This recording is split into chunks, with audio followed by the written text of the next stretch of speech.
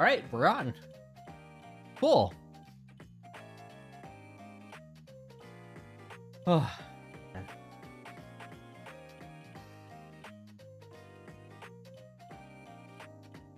Sorry. Man, I just wanted to stream, but I feel like I don't really have much to talk about. Hi everyone. Soren Castor here. Soren here. Yo, hey.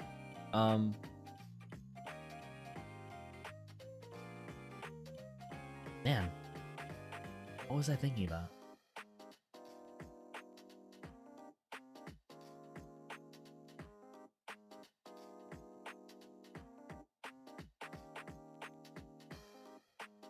Hi. My name is Soren Castor. Why am I introducing myself?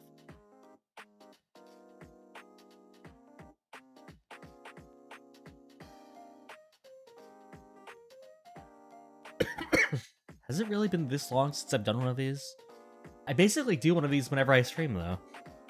Whether I'm playing a game or not.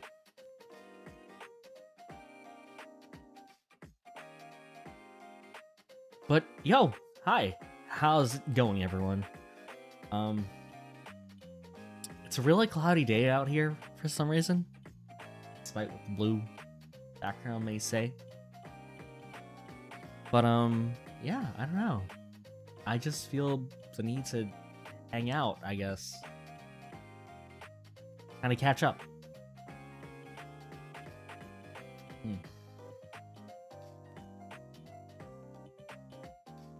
Yeah, man. My head, like, turned empty the second I started streaming. Huh. Funny how that works. Ah. I guess more than anything, I kind of wanted to test out some settings. I now know the appropriate distance I need to be for my mic, and that by that, I mean I need to basically eat it. Like, just insert it into my mouth.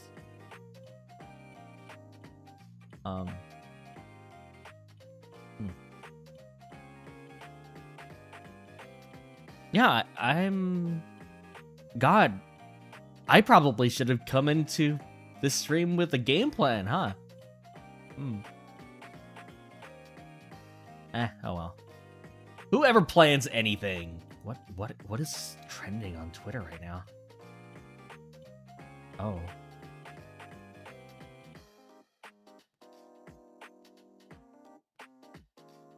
Anyway.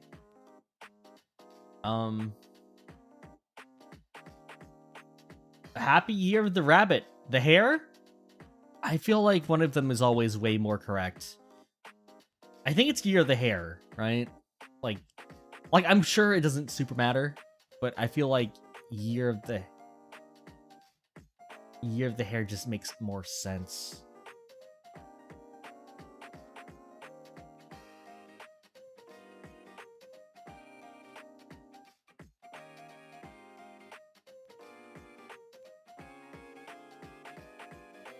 I don't remember. This music's a bit too loud. Let me turn it down.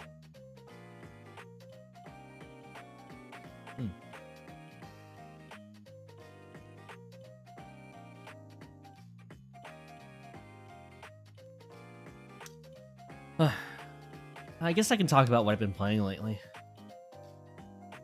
For some reason, I've been playing a lot of Monster Hunter recently, actually.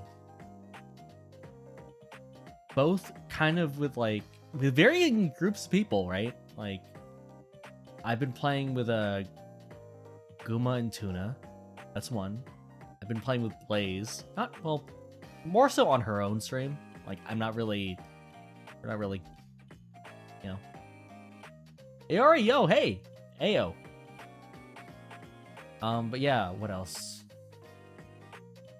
I've been playing a lot more Monster Hunter.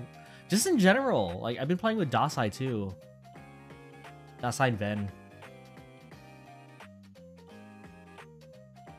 And I don't know, man. I'm back in it, I guess. Like, Monster Hunter is kind of one of my favorite franchises, so I guess I would only be away from it for so long. But yeah, here I am, having the time of my life, doing my sword and shield thing. It's crazy. Like, there's a feeling unlike any other when it comes to like countering a monster in Rise. And yeah, that's kind of all I need. I've been looking up at armor again. So, okay, when it comes to armor in Monster Hunter, I'm kind of conflicted when it comes to like glamour and stuff like that, right? Because this is gonna sound bad, but like, you know, back in the old days, I really like the idea of like being able to tell what someone's build was based on, you know, what they are wearing. And, you know, to some degree that's still around for me. I can put that aside for most times, right? Like, I don't really need to care about what other people's builds are. But when it comes to weapons, I feel like I can't. I just can't. Like, I don't know if I enjoy weapon glamours as much as I thought I would, because it's like I like to know what someone's element is at least, right? Or what, like, you know, if you're using something that's gonna be using a lot of paralyze, I like to know that, and I'm sure I could just look up like their build on their guild card or whatever. But I don't know. I feel like the weapon is an important part of a hunter, so knowing what someone is using matters a bit more to me. At the very least, it means a lot more to me than like it means a lot more to me than armor itself, you know? Like, whatever.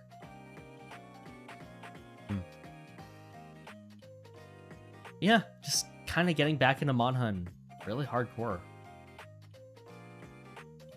Like, I kind of forgot how much I love that game. Which is weird, because it's like it's been one of my faves since I was a kid. So, yeah. Just getting right back into it. I think I beat Sunbreak. And I like Sunbreak. I think Sunbreak like adds a lot to that game in terms of mechanics and monsters and just overall game flow.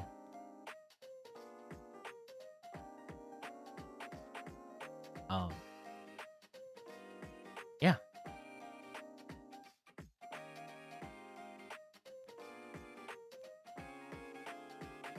I don't know. Hold on. Stuff that's getting away.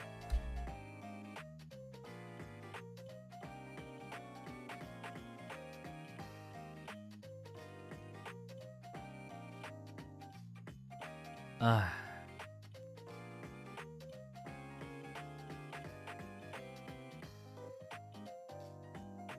got parts in Monster Hunter. That was weird. I don't mind it. Well, I mean, I have some reservations about parsing, but you know, I don't think anyone who does it in Monster Hunter at least is doing it out of like with malintent, I guess. I think it's just kind of like a way of making sure, like, okay, I want to make sure that so-and-so's, you know, like so-and-so is having an okay time doing this, or if they can do it at all to begin with. Because the person who was parsing, I don't know them personally, but they seem nice enough, right? Like, they seem like a person who's been playing this game for a while, and also enjoys introducing it to other people. And, you know, same. I really like talking about Monster Hunter to new people too.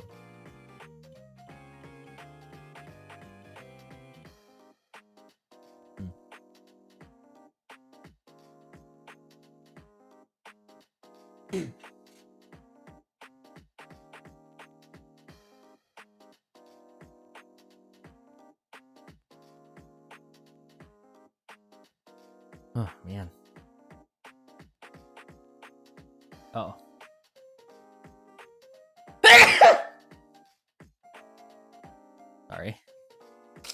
Ah, I'm not sick, I swear. At least not anymore, I think. But yeah.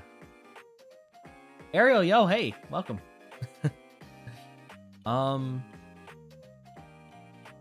Just making sure. How do I sound?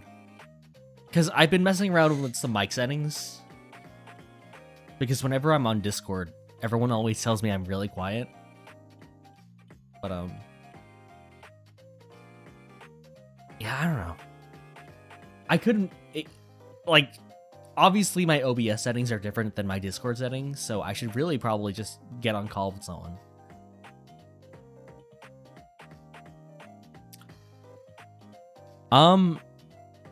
It might be because I have a condenser microphone, which actually kind of requires me to be relatively close to my microphone's, well, to my microphone. But when I'm playing with like the Sploonies or something, I tend to relax, so I tend to be like, let's see. I tend to be like over here, like just sitting down in my chair a little bit.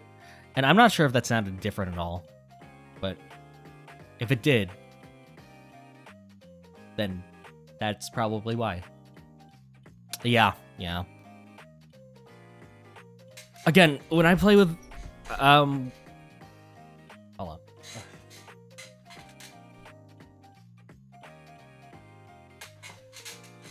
Sorry. Hold on.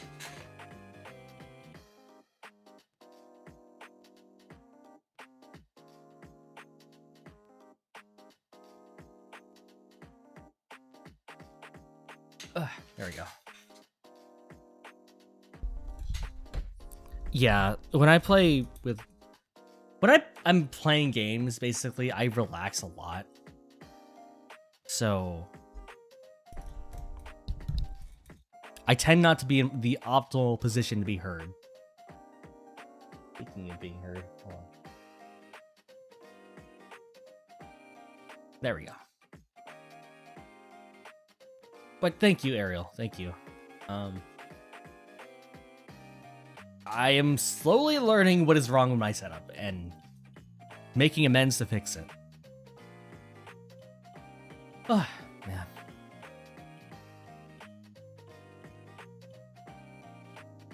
But how's everyone's days been? I hope you've all been having a pretty okay day. It's kind of a really chill, like, day in terms of weather over here. Kind of one of those days where you just want to take a nap the entire time. It's been unproductive but chill. It's been okay-ish. Cool. Like, unproductive is one thing, right? But as long as it's chill or uneventful. Uneventful's, people underestimate how good uneventful can be sometimes.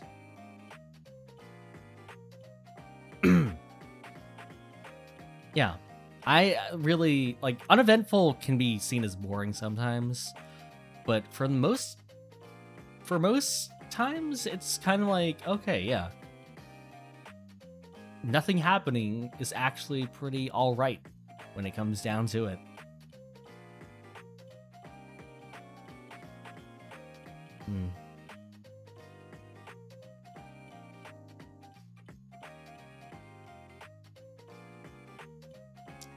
Let's see. What have I been up to recently? I talked about Monster Hunter. And I want to play more Monster Hunter. Maybe I'll look into, like, playing Monster Hunter with people on stream. That might not be bad. I did play with Mashu and Bitsy on stream a long time ago at this point.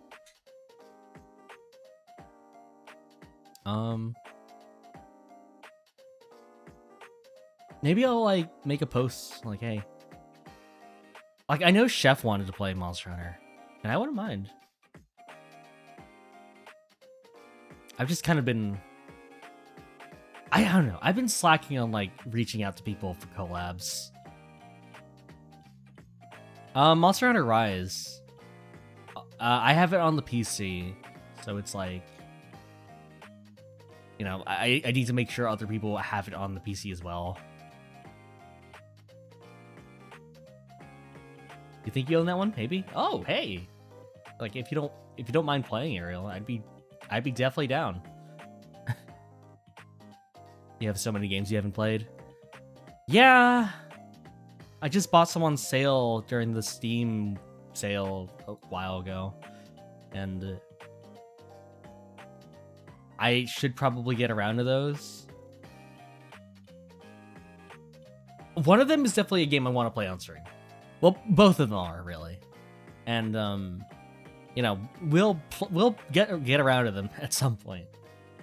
But, you know, it's, I should probably actually be making thumbnails and stuff like that.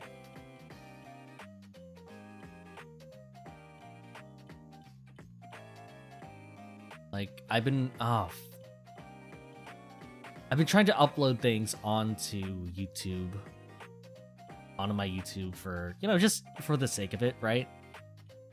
Like, Twitch doesn't really save VODs. But I missed one of the Neon Whites. I missed one of them. I just completely forgot to upload it onto YouTube. And I think it might just be gone. It's like part 3, I think. Which makes me a bit upset. But, I should probably get more on top of that kind of stuff.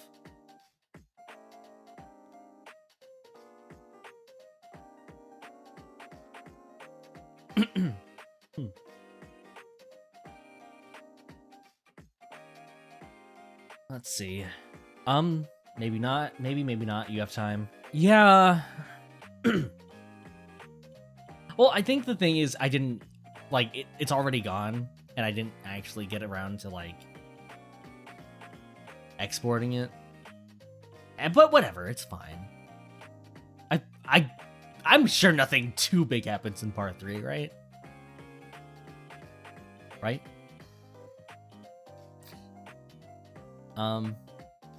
Let's see, what else?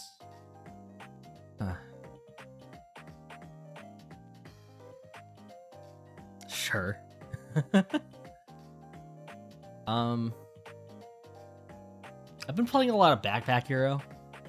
Because I'm trying to, like, play some games that I would probably not play on stream. And Backpack Hero is probably a good example of a game that I would play the hell out of off stream. But on stream, maybe, I don't know if it'd make good content.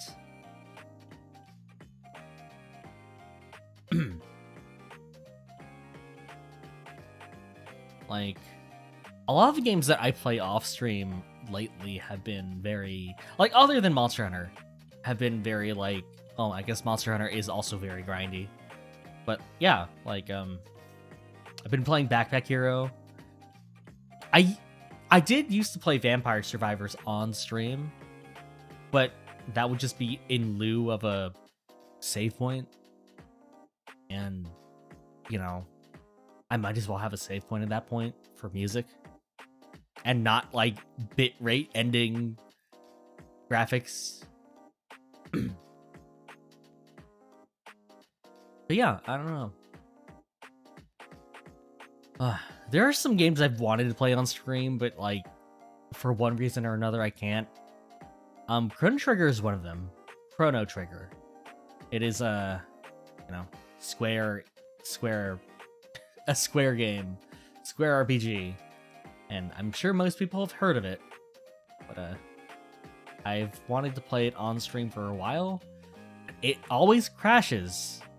Like, this is the new version, like the one on Steam, which apparently has widescreen support, which is wild to me. Like, ultra wide. Like, they literally added in, like, some graphics to make sure that, like, these cutscenes look good in ultra wide format. And other times they don't. Other times they just completely, like, disregard it entirely. So, like, whenever a character would walk off screen, they would walk off screen. Well, they wouldn't. They wouldn't walk off screen at all. They just, like, sit there, and you'd bear witness to it until they just fade out. Like, it's cool that feature's in there, but, you know, it's one of those things of just, like, this game probably wasn't meant for this. What else? I probably should play a bit more Core Keeper. Like, I want to get, like, I want to get to a point in that game where I can focus purely on aesthetics for my base. Core Keeper is kind of like I think Terraria, but from like a top-down Zelda perspective. And it's definitely a game I want to like try a bit more at when it comes to like just general placement of things. It has kind of a redstone equivalent in electricity. So, you know, the original redstone. So are these 2023 streamer goals? Should I take notes? I guess I can talk about my goals a little bit. Not that I have many. Let's see. When it comes to goals for 2023, I guess I want to be a bit more active, have a bit more of a, maybe not commit myself to a schedule, but at least have a schedule in mind a little, right? Because I feel bad whenever I talk about like what I'm going to be streaming literally seconds before I start streaming. What else? We're getting really serious now. Yeah, I like my thing with the schedule is I think I could commit to one, right? And you know, if it doesn't happen, I think Tuna told me this. They were, you know, just like it doesn't really matter. Like if I can't make one day, I just have to let people know that's not happening, and then it's like, okay, well, you know, schedule is doable if you don't have much going on. Yeah, exactly. Also, hello, Chef. Hi. And I don't have much going on most of the time. Well, that's not fair. I do have to be somewhere tomorrow, but you know. Like a schedule to me seems like maybe not even a schedule, just planning things in advance and letting people know, right? Because I feel, again, most of my streams are, hey, in 30 minutes, I'm going to be playing Neon White or something. And it's like, that doesn't like, translate super well to, you know, people showing up. I guess, why would I show up to something I literally found out like 2 minutes ago? You don't have one because you're in college and an actual job. Others usually don't. Yeah, like I just want to get into the habit of like having a schedule again because, you know, I just kind of do this and I would like to have something set in stone. You have a job, but you've been working the same hours forever. Yeah. Like, are they at least hours that you're okay with, Ariel? Because I know most people, like, 8 to 4. Okay, that's pretty okay. That's like a school day. I feel like, you know, if it's a school day amount of, like, hours, I feel like that is something I would be okay with because it's just like, oh yeah, I'm used to this. My body is used to waking up at this time. Turns out. Working from 5 a.m. to 2 p.m. I mean, that's still kind of school hours, just slightly shifted up a little. I mean, I know that's a normal work day.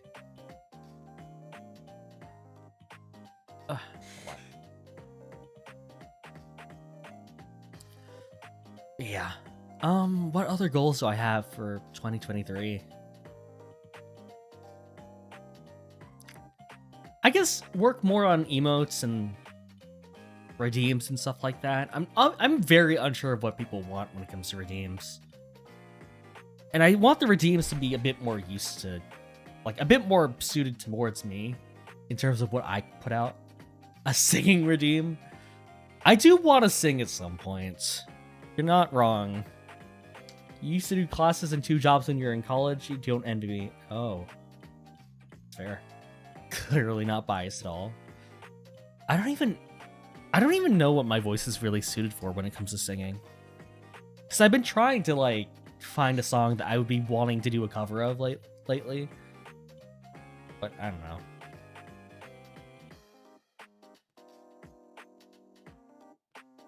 It's good to have a Discord. You're like you and stream whenever you want. Pinging in days in advance helps. Yeah, it probably is. I don't know. Making it, I've heard the pluses and the negatives to making a Discord. Make a Discord, build a community, amass fans. Yeah. I think I'm just always concerned of like if something happens in the Discord that is like a bad thing, then suddenly I have that attached to me. I've had bad times with Discords before, I guess. Mods, yeah, mods work. But, you know, I don't know if like if something bad happened, like if on a platform that I'm responsible for, I feel like, well, I'd be responsible for it. Like, you know, I don't have any bad apples in my chats so far, obviously.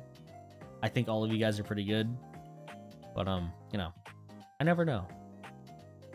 Like, I never know about, like, who could join, right? Like, not like one of you secretly, like, oh, this person's definitely sus. Like, more like, you know, someone could like, enter my community or whatever. And be a bad time. I don't know, like, I'm... Even, like, on Discord, on the Discords I am part of, I'm really bad about interacting. There's bad apple, you're gonna have to learn putting your foot down eventually. Yeah, I'm not good with conflict. I've been told this, and I know this for a fact. I am not good with conflict at all. So it's just like, you know,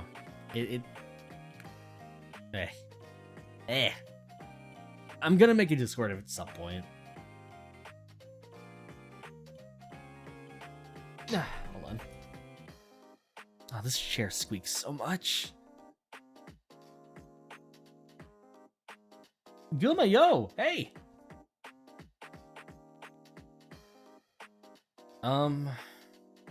Yeah. I don't know. Like, not good with conflict. Well, I deal with conflict in a way that's like, here's the thing about bouncers that no one tells you. Most of the time, they're not like, most of the time bouncers don't actually like kick people, like beat people up to get them out or like throw them out. Nowadays people kind of get bouncers that can like, are unassuming and can actually like tone down conflict by just talking. Not that I've ever had a chance to do that myself, but you know. I mean, I'm learning how to fight. I can throw a punch, kind of. I said sing routine. Yoichi, yo! Hey! How's it going? God damn it with this already. I don't know if I want to do a sing redeem quite yet. Again, I don't really know what songs my voice is suited towards. I've been trying with various songs for like covers and stuff. Like, let's see. One of the songs I really want to like sing at some point is Sugar Song to Bitter Step, which isn't really a big surprise because I feel like I've said this before, but Kekai Sensen is one of my favorite series. Blood Blockade, Battlefront. You learn some karate from your uncle, but only enough to protect yourself. Honestly, like, that, even that amount of helps, right? One of your mods found out last week and you probably... Jesus. How did they find that out? You'll be the 5-foot bouncer. Hey, that's me.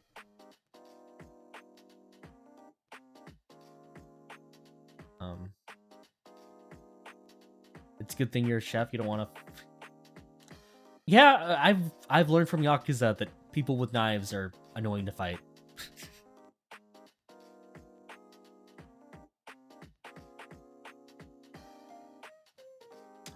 Oh!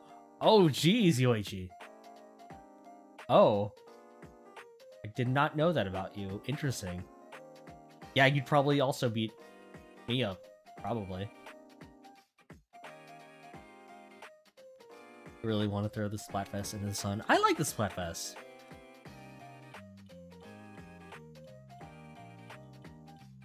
I mean, if you ask the people I was playing with, we didn't win a single game. But you know what? I'm too tired to debate that right now. Did I have fun with Splatfest last night? Yeah, you could say that. Yeah, I had a lot of fun, actually. You think the internet in general was having problems last night? Yeah, I've been having trouble, like, connecting online today, actually, this morning. It was like a weird, like, blipping in and out.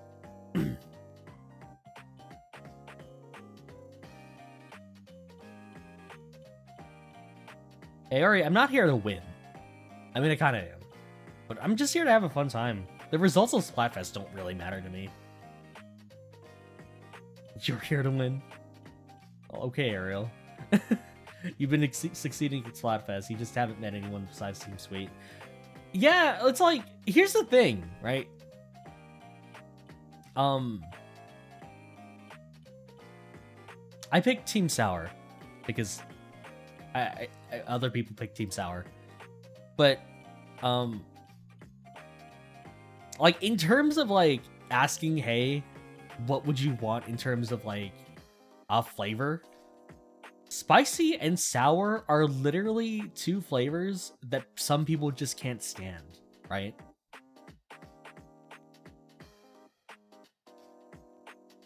Like sweet, like I know people who don't like things too sweet, but for the most part, sweet is like a very easy thing to enjoy, right?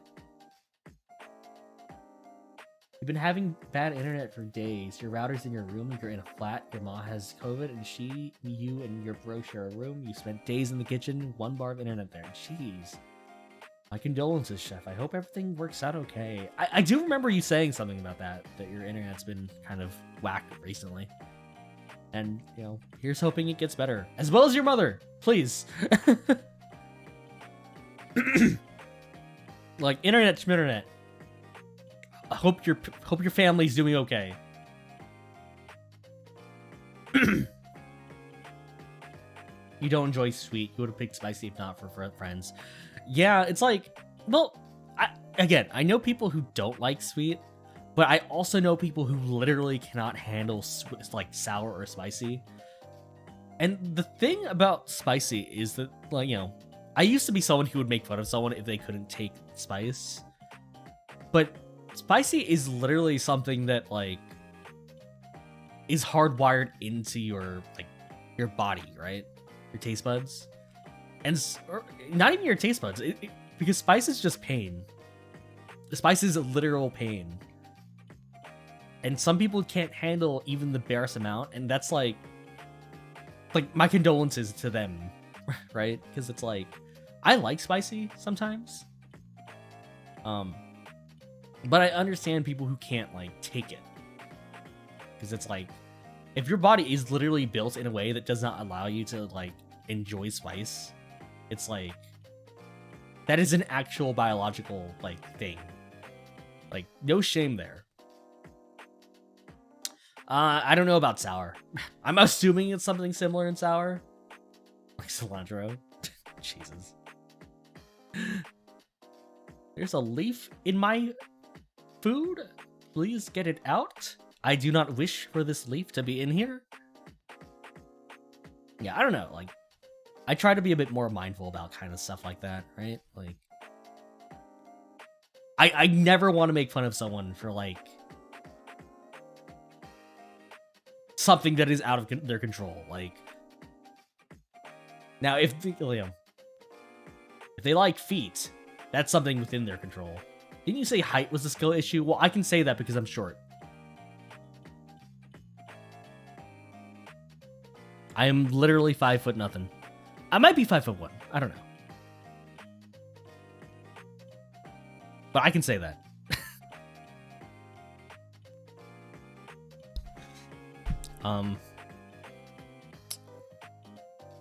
Be 5 foot nothing so you can be taller. God damn it. Anything you can tolerate or deal with is a skill issue. Like, I guess to some degree. I don't know. Like, again, if it's something out of someone's control, I try not to, like, talk mess about it. You're 5'1". I don't know if I am 5'1" anymore. That whole messing up of my height thing earlier during my debut is kind of screwed me up in terms of perspective. I like being short. I don't know about you guys, but I enjoy being short. It makes me feel like I have control over my body. Like there's enough of me that exists, but compact.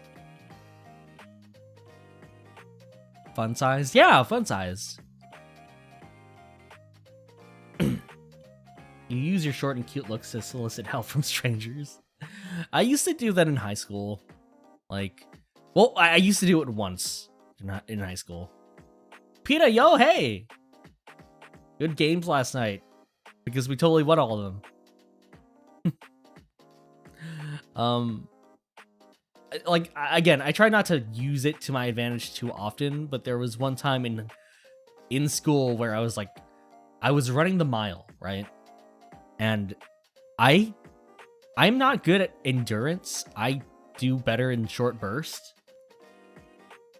You absolutely won all of them, right? See? Do not believe Tuna's lies. We've won at least a few of them. If not all of them. So what happened in high school was I was running the mile, and it's like, I realized I was already in last place.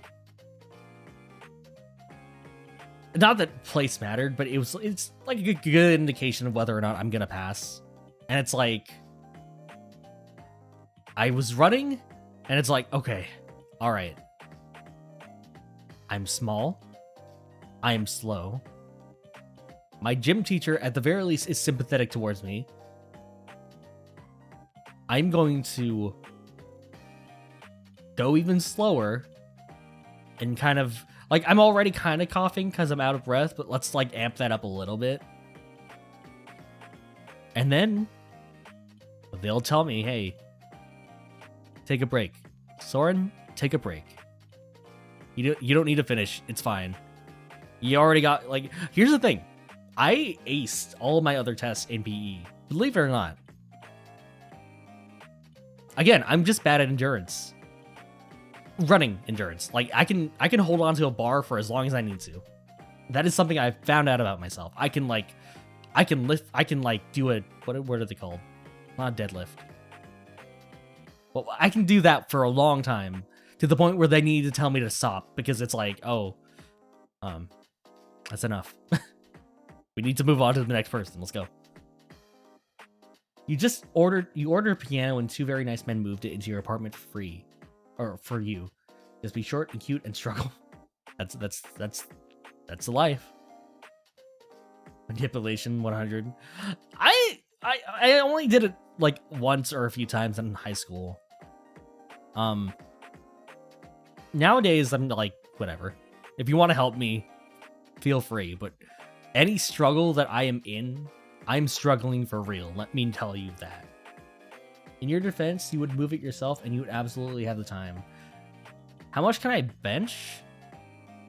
I haven't benched in a while. Benching always scares me because, like, you need a spotter for that, right? It's like, I don't know. You're genuinely struggling. That is why they help. Yeah, it's like, you know, like, I don't take advantage of the fact that I'm short or look as young as I do. Wait, one sec.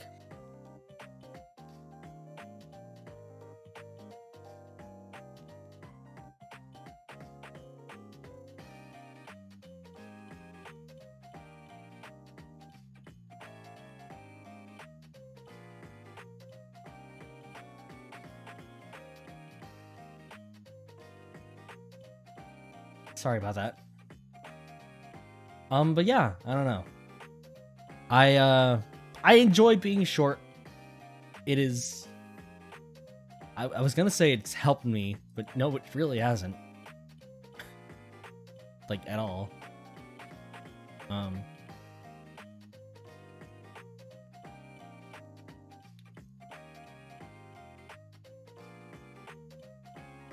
Being short builds character.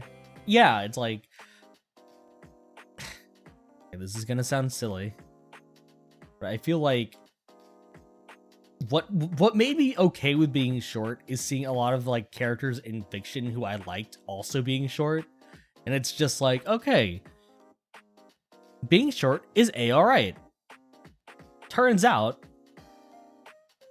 like, Ash Ketchum is short. That sounds alright. There are worse characters to be compared to.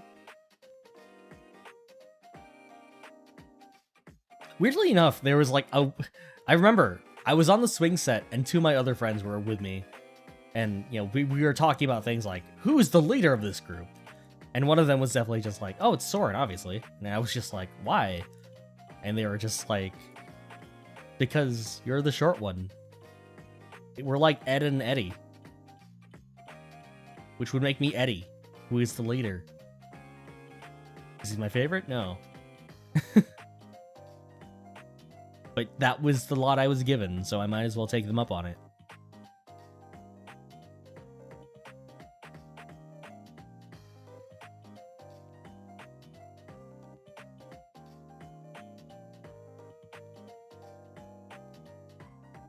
Not a lot of people like Eddie. No, not at all. But he's the leader. And that put it into my head of, hey, I'm the leader. That's me. I'm the leader. And then that led to a lot of other problems in my life later on, but you know what? It's fine.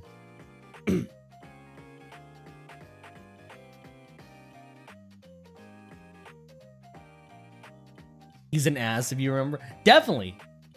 But the movie at least kind of redeemed him a little.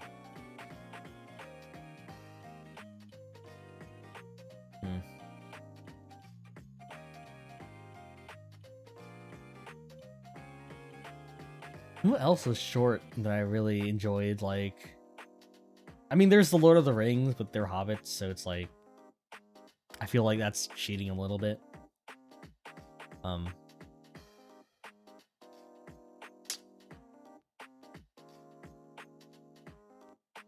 Point is, the main characters tend to be young and tend to not be tall, right? That's kind of how I justified it back then. And sure enough, I don't know. Like, there's another thing about me that I definitely... Here's the thing. I've been told multiple times, even within, like, the last month, that, like, the way I talk is very reminiscent of, like, anime. Like, anime dubs from, you know, just... This isn't a bit. This isn't something I put on.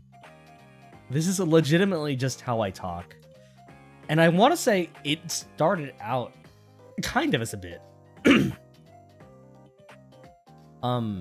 Because back when I was told, hey, you're like the leader, that made me really start looking up to like, oh, like here are all the anime characters I used to like, or the video game characters I enjoy.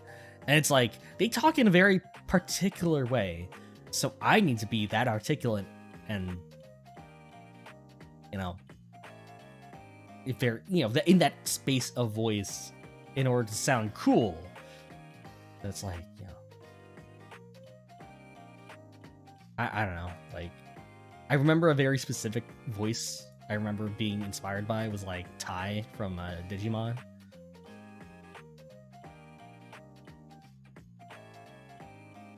And, you know, wanting to emulate that amount of like rasp or...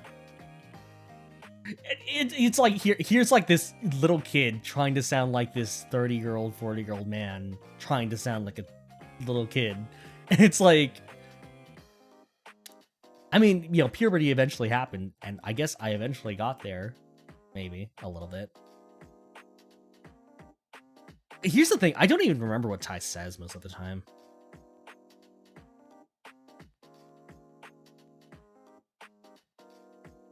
Like, what does he say? Oh, Babby Zoran. Like, dear Sora, I'm sorry about throwing up in your hat, or whatever he ends up saying. I don't even remember what that was originally. I know in the dub it was him throwing up in her hat. I don't remember what it was in the original context of the Japanese film.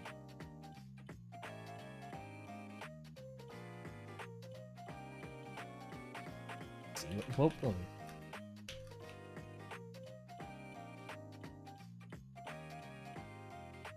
No, he made fun of her hair. But he threw up. Okay. Dear Sora, I'm sorry. I'm sorry I made it fun. I'm sorry I made fun of your hair. I know you haven't been this mad at me since I forgot to tell you I threw up in your hat. You say you love thunderstorms, so what's a few raindrops between friends? Love, Tai. Love? I meant from! And, you know, and then the movie happens.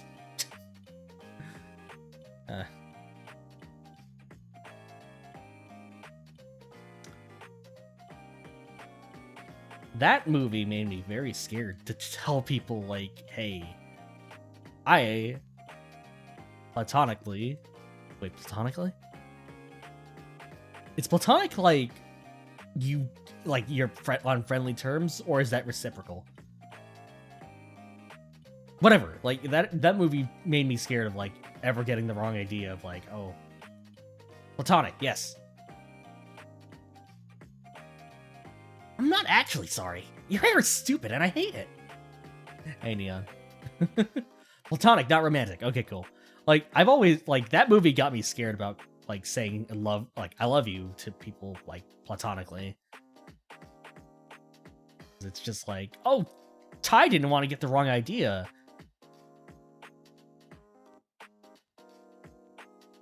You thought Pluto wasn't a planet. That's a weird thing. You'll say you love you to your V2 friends now. You don't even care. Honestly, I wish I could be the same way. Like, I do want to get to that point where it's like, yeah, I can just, yeah, I care about you guys. You guys are important to me.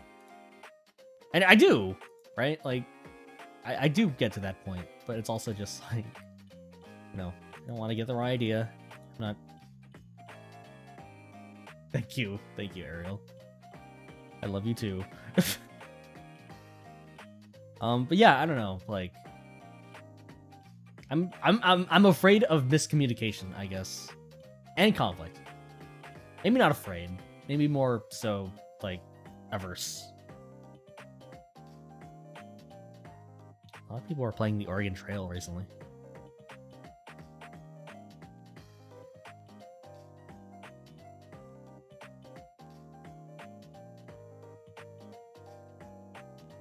Yeah, I don't know. Sorry, this was supposed to be goals.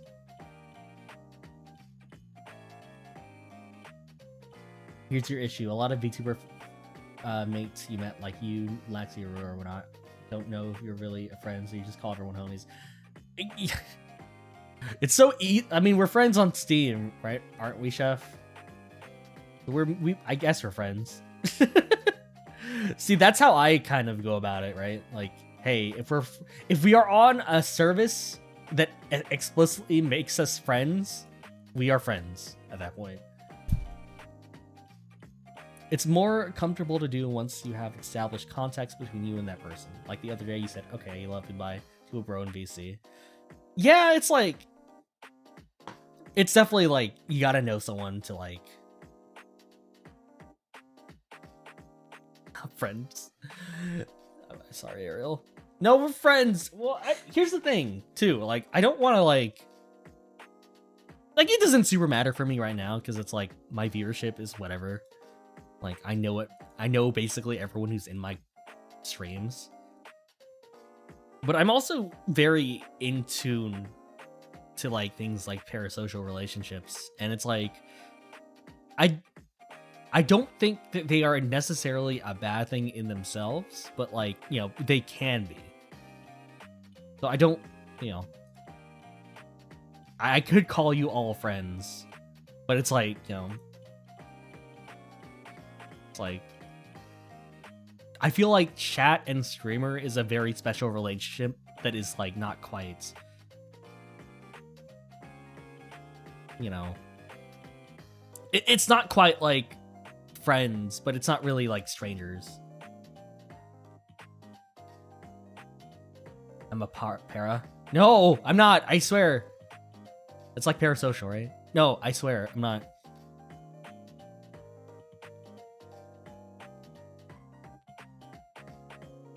How do you do, fellow VTubers? How are you managing your parasocial relationships? You're weird about friendships. You have a very good understanding of what you are. You're a viewer. Yeah, it's like, you know, when I watch someone stream, you know, I guess it's different because I know a lot of people who stream at this point. So I do like, you know, it's weird because it's like, I'm in the middle of like, yeah, I know this person and, you know, I am in their streams. Am I in a, do I think I am their friend? Maybe sometimes, I don't know. Like, I don't want to, at the very least, I don't want to ever like think that I have a relationship with someone that I just plain out don't, right? Like, oh yeah, so-and-so is super nice to me. We're like the best of buds. Well, no, they're just kind of being friendly and they are also friendly towards everyone. So it's like, you know. Vox, yo, hey, how's it going? How are you doing? We're talking about parasocial relationships because this is how every stream of mine goes eventually. Head pets the homies. You don't know anyone except Temmie. You hate to assume. I don't know who that is either. I would also hate to assume. The expressiveness of my face right now. I hardly ever look at myself, so it's just like, I don't know if I'm like making the appropriate face or if I'm making like, I don't know. Zen, yo, hey, how's it going? Eating a cookie right now? Hey, what kind of cookie? You're doing good? It's going good here? You're just playing Final Fantasy 14? Oh, I need to get back on that grind. The update's on the 10th, right? I need to prepare. This just reminds me of the time we got high and scientifically categorized all of the parasocial in a friend's viewer base. I'm kind of curious about the results of that. On Tuesday. Okay, cool. I am ready. Eggnog cookie. What? What is that? Temmie's another VTuber friend you've been friends with. Oh, man. A long friendship, huh?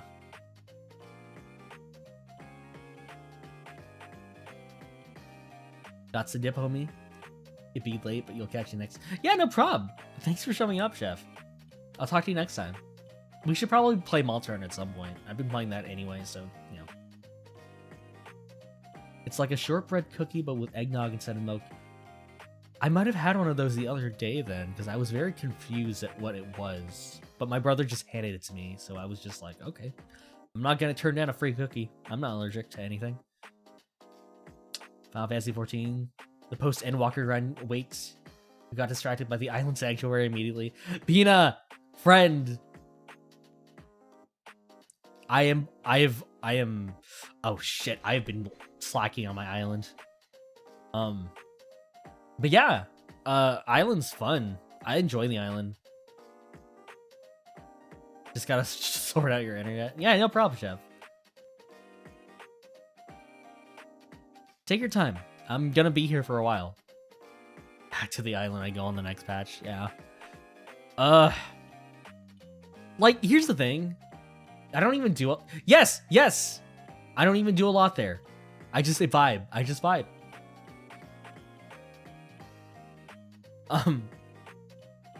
You hit a couple trees once in a while.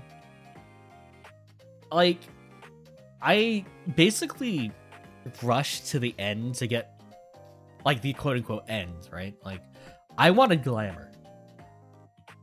Did I end up using any of the glamour? No.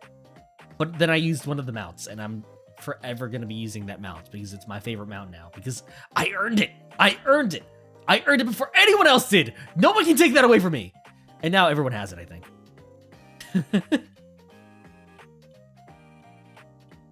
Glam important. Glam is the end game.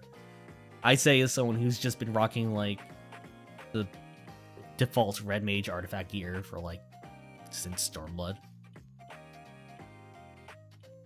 But you know, I like red mages, so it's like whatever. I think I mentioned before why I like red mages, and it's all because of Final Fantasy 3DS. That opening movie where Ingus like grabs Lunith's hand and it's just like adjusts his hat and is like, oh man, I'm the coolest guy here. And it's like, yes, you are, Ingus. Yes, you are. And I want to also be the coolest guy here. And then I like backflip off of the edge in certain trials and I feel bad. You're excited for more things to no longer be gender locked because that Valentine's glamour. Oh, right. I heard about that. I haven't actually seen the Valentine's glamour in a while. Or, like, is it new? If it's new, I also haven't seen it. But yeah, getting rid of gender lock. Fun. Like, more options for everyone. You still need to run through Shadowbringers and Inwalker on your NA account so you can do more stuff with friends. Yeah, like, the people who have alts, you guys are the real heroes, because it's like, whether you're doing alts for like roleplay purposes or doing alts to hang out with people on different servers, like, that's a chore in itself. And it is a chore that, like, I can barely level up one class in Final Fantasy. But, you know,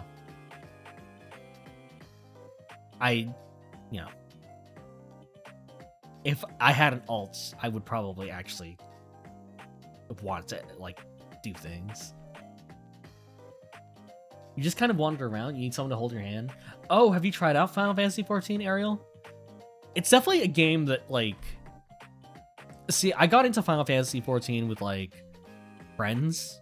And not even, like, friends who... Like, obviously, I made friends who were higher level than me and were waiting for content and stuff like that, but getting into Final Fantasy XIV with someone who was also new is probably the best way of getting into, like, any game or MMO, really. Because it's like...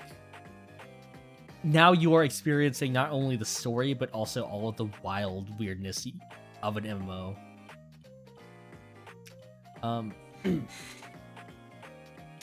Your scholar might be level 90, and it's somewhere in the middle of Shadowbringers. Whoops. Ain't that how it go, though? That MSQ levels you up really fast if you main one class. And I say as someone who's main Red Mage for like 3 expansions at this point. You have it. You have many friends who play. You just need them super to your level for a bit. Yeah, it's like here's the thing. I enjoy, like, obviously, people who play Final Fantasy really love it. But telling someone, like, if you are level 90 at Endwalker, and you're telling people, like, hey, yeah, get into the game, I'll play with you. It's like, you're not gonna play with me. You're gonna, like, stand there, and you're not gonna play with me into Sasha, right? Like, you are not playing. You are enduring. You are tolerating. Like, I have fond memories of Sasha because it's the first dungeon I managed to play with friends, and we all had no idea what was going on, right? Yeah, it's like you're basically a toddler and watching me. Or, yeah, it's like... So going through Sasha for me, it's like, oh man, we had no idea what was going on. We were looking all over the place trying to find things. But, like, everyone else's experience with Sasha is like, oh, the first dungeon. Get through it. Get to the story. And, I don't know, it's like... It's a hard thing to consolidate with friends, right? Like... You go through Sasha with you, you love running things with friends regardless of how low they are. Honestly, we need more people like you, Yoichi. Like, because it's like, you love level dungeons because you know what you're doing for once, simply hit things. Yeah, it's like, it's nice to know, but I also feel like not knowing is also part of the adventure. And to some degree, it's like that's kind of a Realm Reborn thing. Like, dungeons don't even work like that anymore. Yes, Box, you are the one who actually ran things with us. But the thing about you, Box, is you are really good about like not like talking about like you are not spoiling twists or anything. You are not like telling us exactly where to go. You are just kind of watching and letting us figure out things for ourselves. And that's what I really appreciated about like you basically holding your hands. Yeah, you wanted the reactions.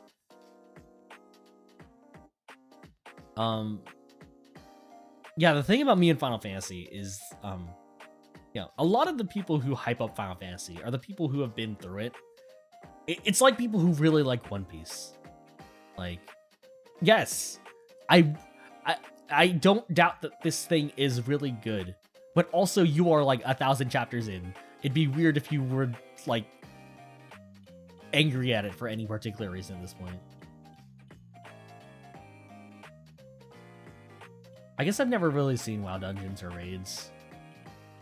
Neon. So I don't really have any form of comparison. I think the thing for me with Final Fantasy is like, well, the thing about WoW is like, they don't do old content, right? Isn't that the thing? Like, once new content comes out, new content is where it's at. My friends ran lots of MSQ dungeons with you, and they let you fail and figure it out on your own, which was nice. And also entertainment for them. Yeah. See, that's the experience I kind of want sometimes of like, yes, to some people, a lot of the dungeons in MSQ is like a chore. But at the same time, it's like, some of these moments are really fun. Like, one of the big ones, and I get this a lot, like, regardless of who I've been playing with recently, like, I know, but a lot of people have been like this, right? This is kind of the normal thing for me, or for Final Fantasy. People don't like Circus Tower or, Loda. And it's like, here's the thing. I'm a big Final Fantasy 3 fan.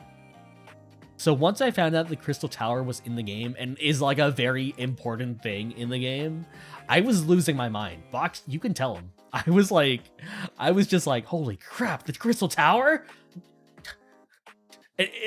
Like, Final Fantasy 3 story is important for once? What? What are we talking about? Noah? What? You're telling me that there's a guy who gets... Wait, I guess that's a spoiler. Never mind. Final Fantasy 3's story barely matters in the context of Final Fantasy 3.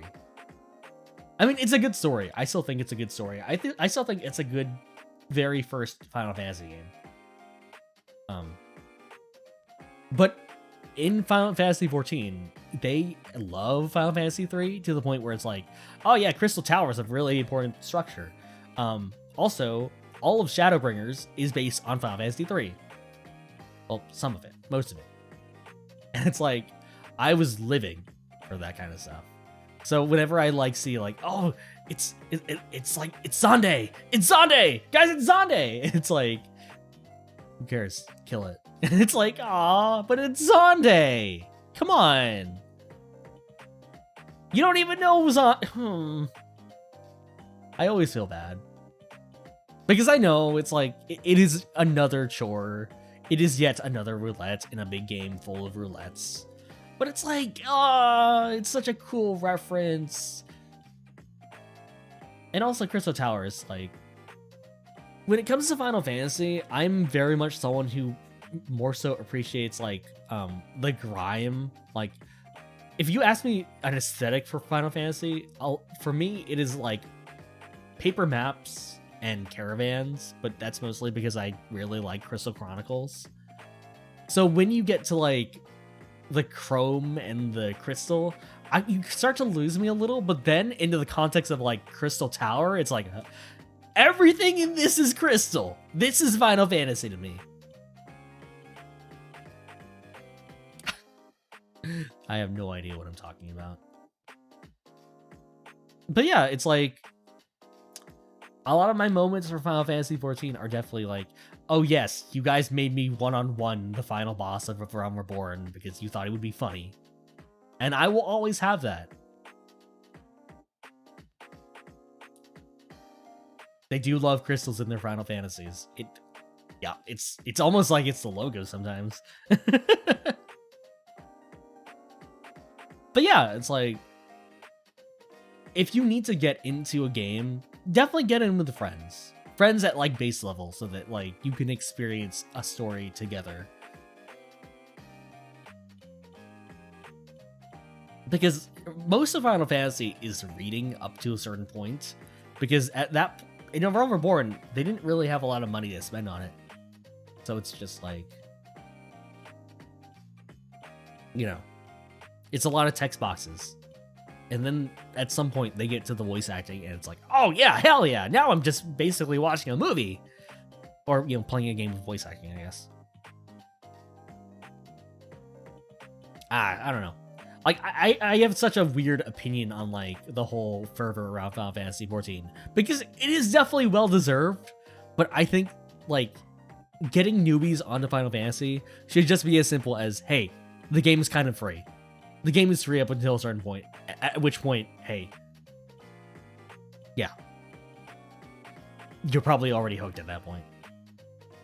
Like, hyping it up as the story is the best is like, it is a good story, but you need to have investment, and investment takes a Realm Reborn, which a lot of people don't really care about. But it's like, you kind of need this at least. It's kind of your baseline to understand a lot of the other stuff. If you don't like it, you don't like it. That's fair. But if you are invested, at least a little bit, you will be invested for the rest of the journey, hopefully. At some point, you'll get into all of those backlog games. Take your time, Ariel. It's no rush. Like, I would feel weird if I did not have a backlog, because then I just don't have games to play, right?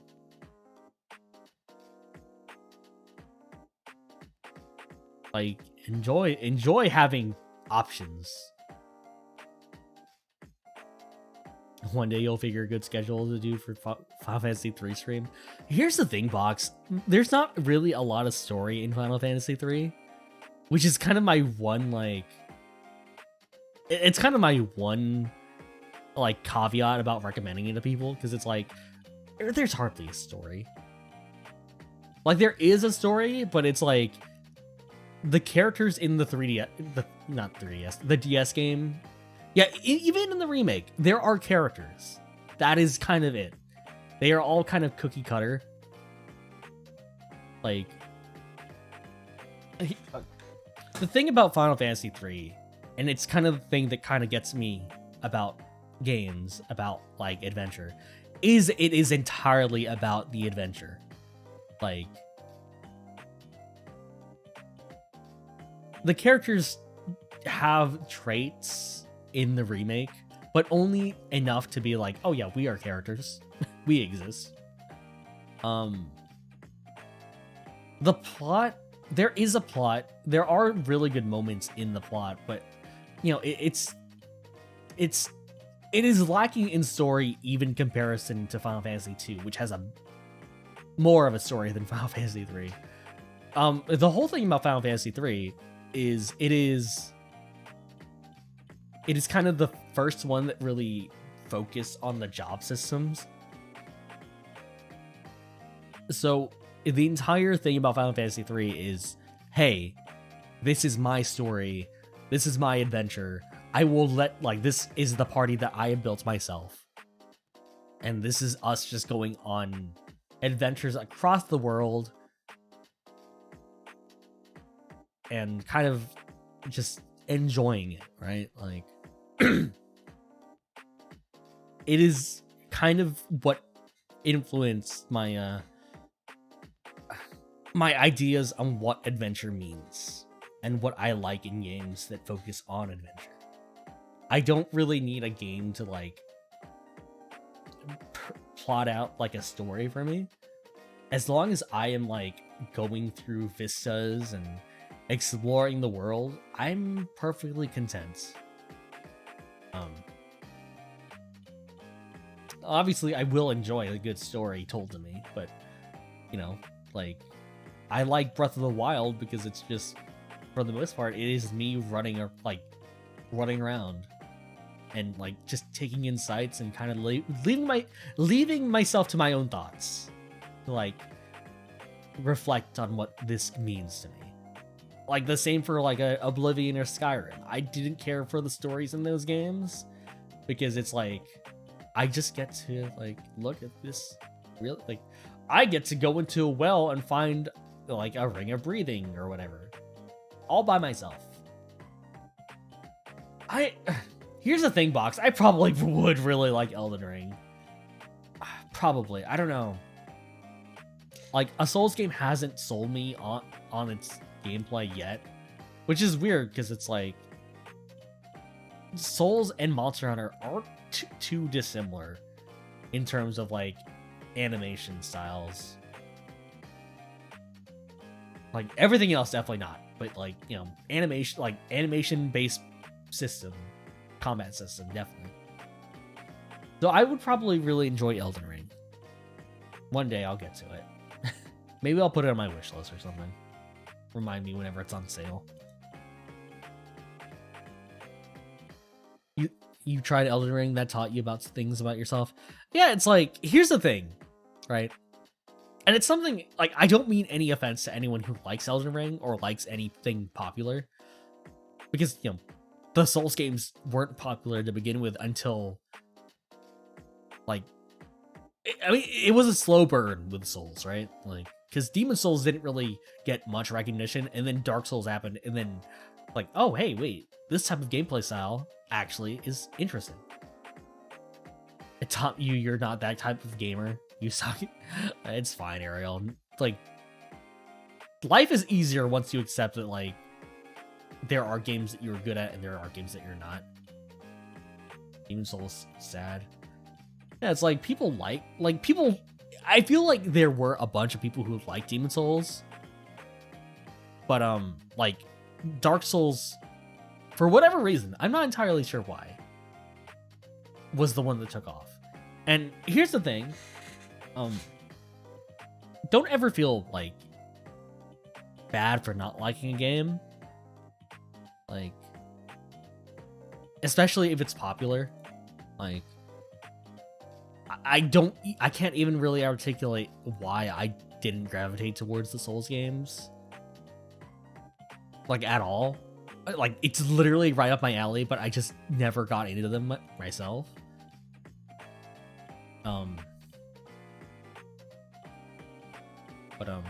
Yeah, it's just, you know, some things just aren't your vibe for whatever reason, and that's completely fine. Like, I think the difference when it comes to, like, you blame your friend, you think he told you to buy it just to watch you suffer? Yeah, that's another big part of Dark Souls, and this is largely gone, right? I don't think anyone thinks this way because we are all adults now, and even, you know, if we were adults back then, it's like, whatever.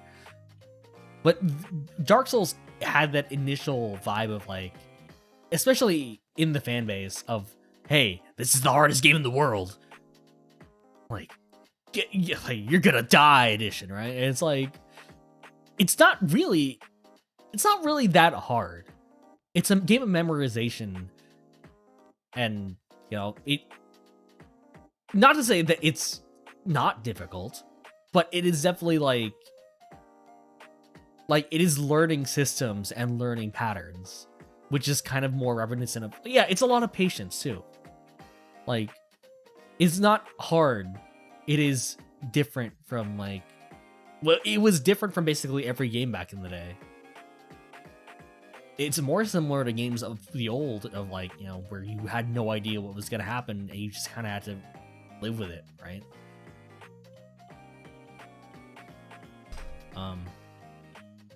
Yeah, I don't know.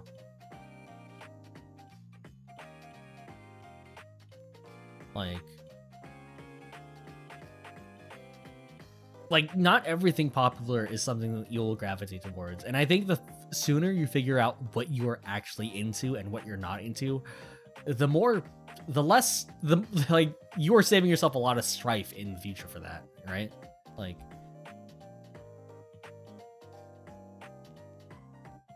yeah, it's learning about yourself is such a important thing, and like learning what you don't like and what you do enjoy.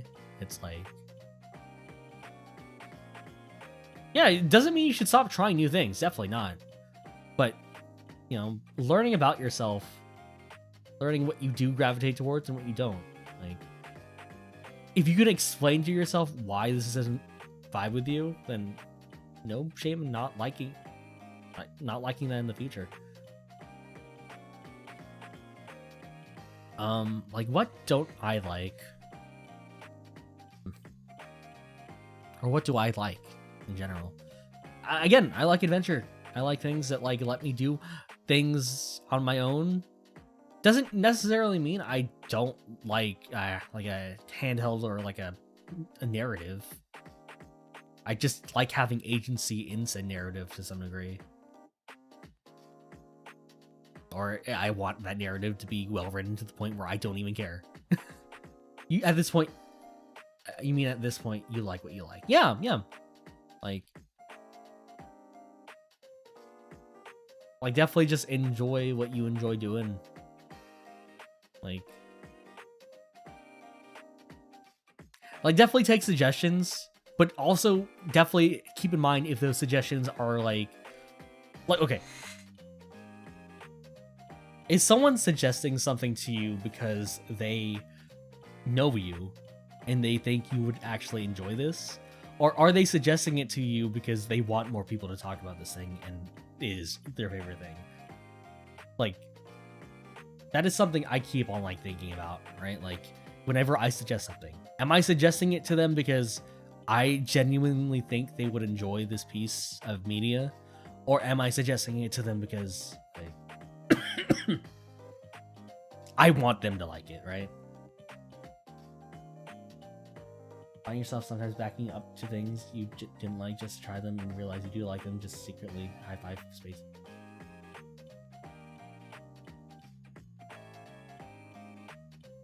Or drop things you don't like. Yeah, like normalize just dropping things out of nowhere just because they didn't vibe with you.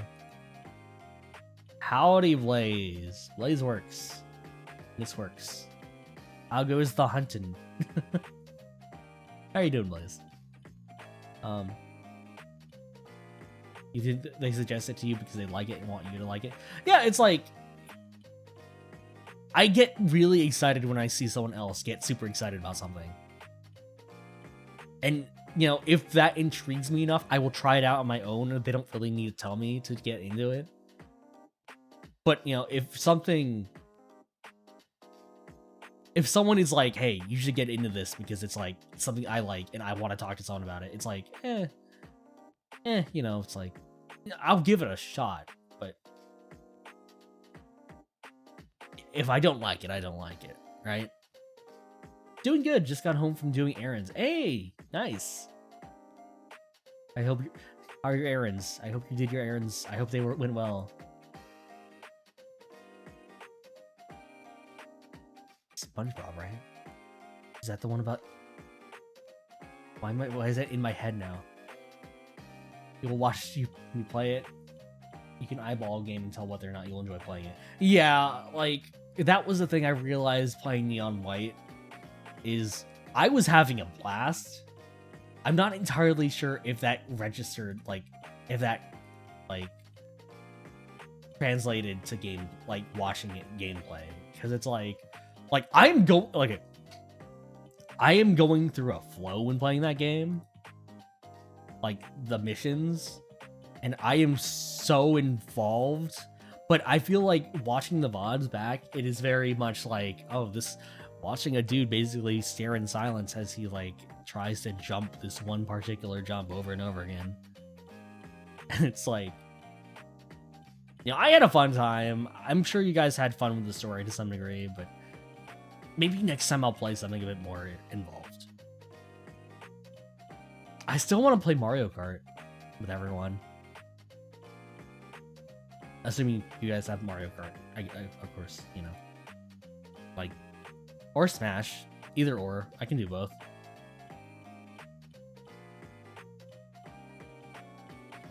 Or Monster Hunter. Or we can play Monster Hunter. Maybe I'll just do all three.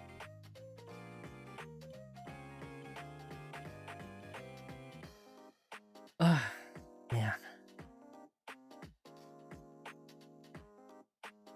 Monster Hunter. All three definitely. Yeah, I mentioned about, like, okay, that's another thing. A lot of streamers have been playing Monster Hunter recently. Was there an update? I don't know, Neon. Like, here's the thing. I was playing Guma and Tuna. They both got me back into Monster Hunter. And then ever since then, I've basically, like, you know, like, everyone's been wanting to play Monster Hunter for some reason. I'm not even sure if it's an update so much as, like, people remembered Monster Hunter existed. And it's like, yeah, it definitely exists. Let's go. Hey, hell yeah, let's go. But that makes me happy because it's like, I don't know, Monster Hunter. Monster Hunter is a game that I really enjoy because it, like, lets you basically, like, determine what you want to be in any given scenario, right? It's like, hey, yeah, I'm gonna be the Lancer, or I'm gonna be the Greatsword user, and it's like, hell yeah.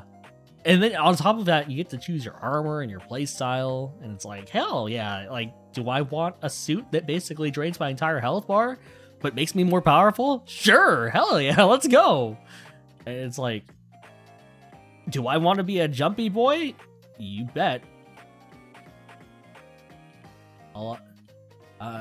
You usually just live in solo player land. Nothing wrong with that. But if you want to join, if you want to play together, Ariel, door's always open. All Monster Hunters share the same brain cell, and that brain cell told us all to play at once. Blaze, you've been playing Monster Hunter for like a year at this point, but you are basically already like a bona fide Monster Hunter, like, to a T. Like, you get it. You get it. You were basically made for this franchise.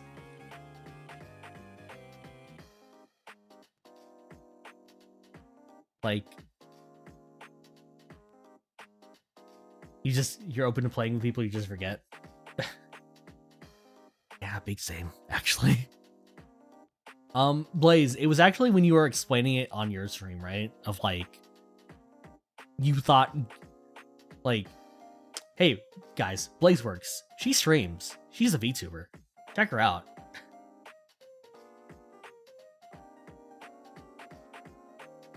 That work? Whatever. But yeah, it was when you were explaining Monster Hunter and like how you thought it was a bunch of people who would like really cracked at the game, and like you had to know exactly what you were doing to really get into the game. And then you realize, like, midway of you playing, oh, no, it's literally hit monster until it's dead. And it's like, yes.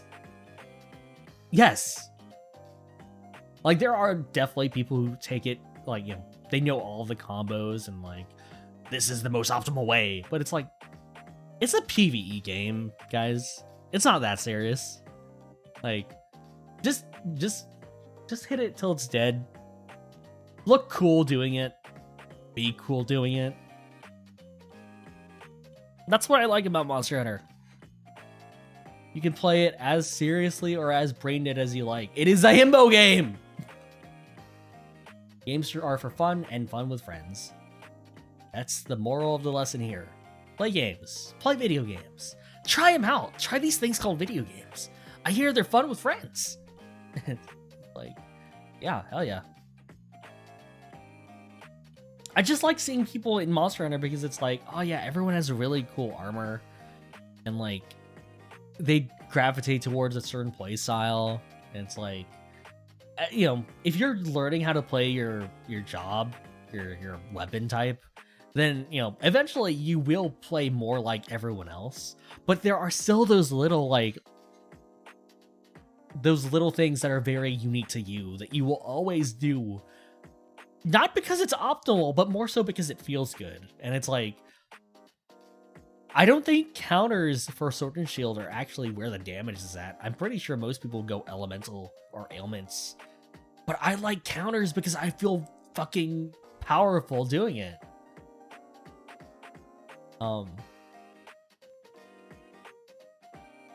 Yeah, I don't know. Monster Hunter is fun. Monster Hunter is like a canvas that you can paint on yourself. And you know, whatever ends up being what you painted, that's you and your playstyle. And you are entitled to that. Don't let anyone tell you differently. Right? Like, yeah. Games like that make me feel good. I like individuality in video games. Your playstyle is aggressive, bash and smash. That can be accommodated for. Like, that's also another thing, right? It's like, you know, in Monster Hunter, if, like, you can have a very particular gameplay style, and the game, like, has a weapon for basically all forms of play, right? You mean Charge Blade? Oh, Charge Blade. Oh my god. There are so many buffs, like, not buffs, things about Charge Blade that make me consider it. Because it's a really cool weapon that can do a lot of things, you know. And it's like, oh. Like, do you want to do a big smash? Yeah. Do you want to get on the monster and, like, tear him up from the inside because you stuck your thing into it? Yeah, go for it. Your blade. Now you want to play Monster Hunter? Definitely, Ariel. Like, again, if it's not your thing, it's not your thing. But if you want to try it out, by all means. Controls for Charge Blade are ingrained into your muscle memory now. That's how you know you're a Monster Hunter, right? When you can, like, imagine what you're doing. Like, basically on the fly whenever. Ugh.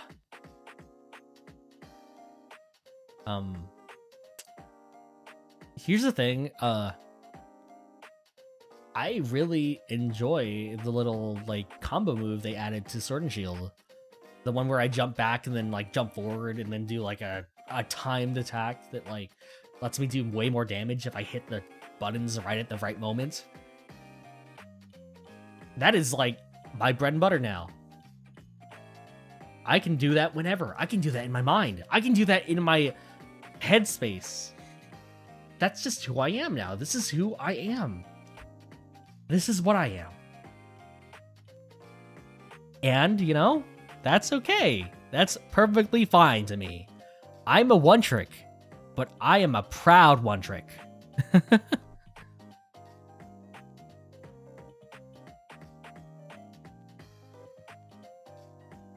You know, if you like to play all the weapons, play all the weapons.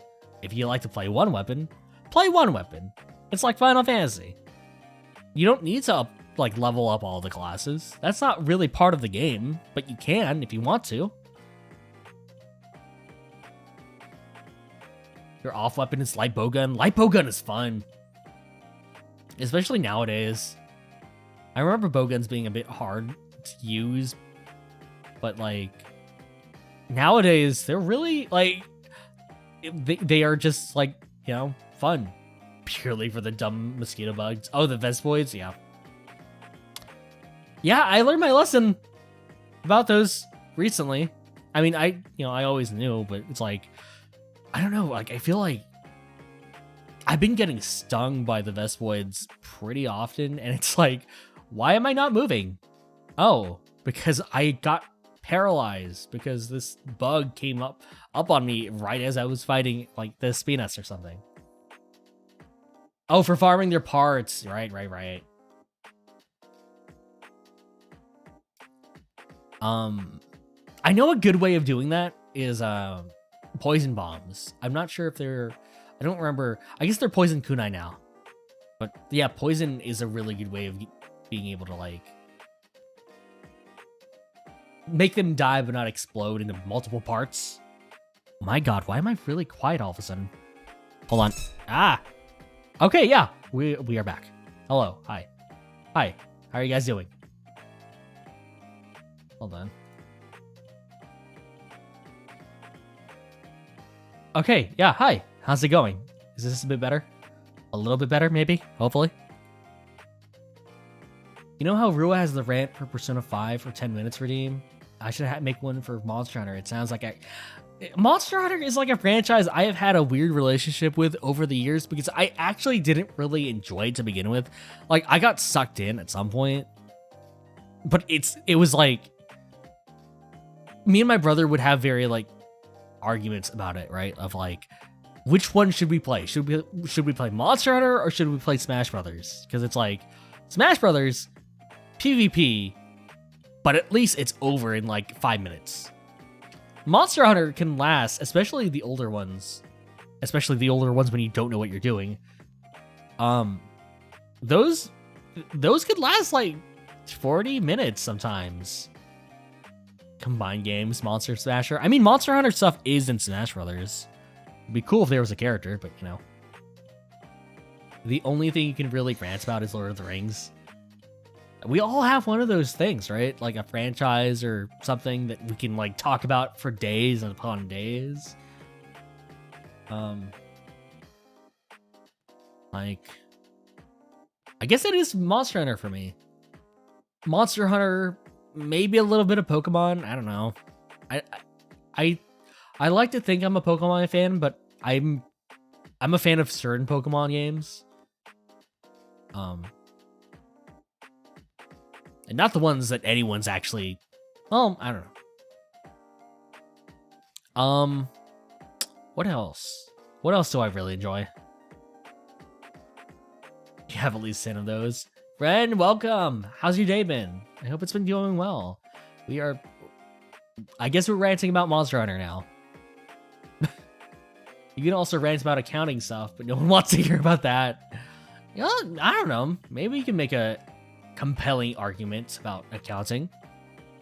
Or compelling argument against accounting.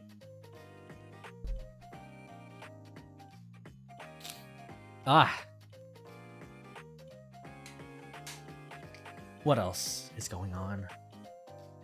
Yeah. If any of you guys want to try out Monster Hunter, I'm always down. I'm someone who likes to like use lower level equipment when I'm playing with newer people.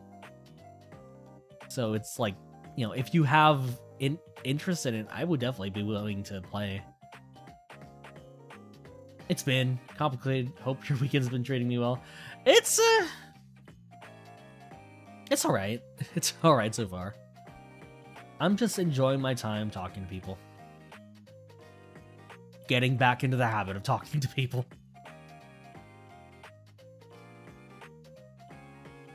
Oh, man. Also, Monster Hunter. Monster Hunter. Again, if any of you guys want to play Monster Hunter, hit me up. I'm down. Like, I'm down for you guys to find out what you guys are into in terms of Monster Hunter and, like, weapons and stuff. Like, I don't care about, like... I literally don't care about, like, what I'm doing in that game. If I'm playing with others, I'm excited to hear them get excited. That is a game franchise that I really like seeing newbies get into, because it's like, just like... It's like watching someone fall in love. That's a weird comparison, but that's my only comparison.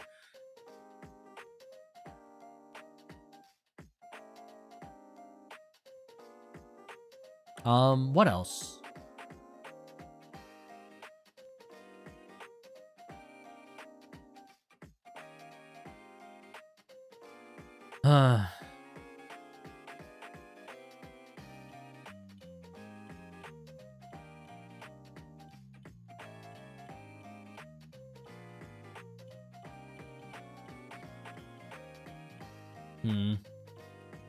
We finished Neon White. That was a game. I like that game. I really like that game. A lot. It was a great finish. I enjoy, like, oh my god. Like, man, I don't know. It's a fun game. I like the characters. I think the message it ends on is pretty okay. I know a lot of people have some issues with it, but I enjoy. I see it differently from like kind of. I see it in a different light, right? Of like, I know messages of forgiveness are always weird. I don't really see it as forgiveness so much as just like moving on. Neon light. God damn it, Neon. But yeah, I don't know. I hope to play more games like it.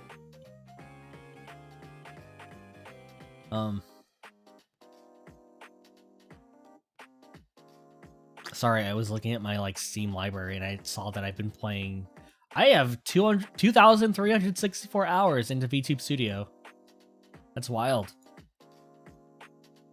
That's kind of crazy.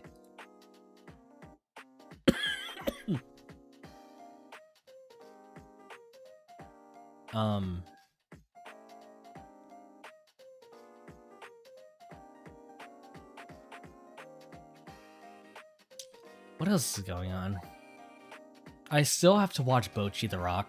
I know that that's something that a lot of people have been telling me to get onto. And I don't have any reason for not watching it other than I forget. But that is definitely something I have been wanting to get to for a while. What else? What else has been going on recently?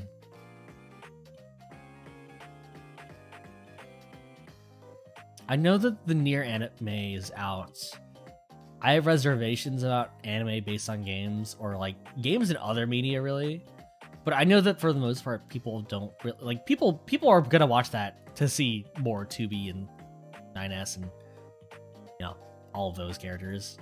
It's like whatever the quality of that show is, doesn't really matter in terms of like fans just wanting to see things, right? Yeah, I found out via you finding out box, I think. Like, I watched the Ace Attorney anime. Was that like was that a proper representation of the games? No, not at all. Was I happy to see those characters again? Yeah, definitely. Hell yeah.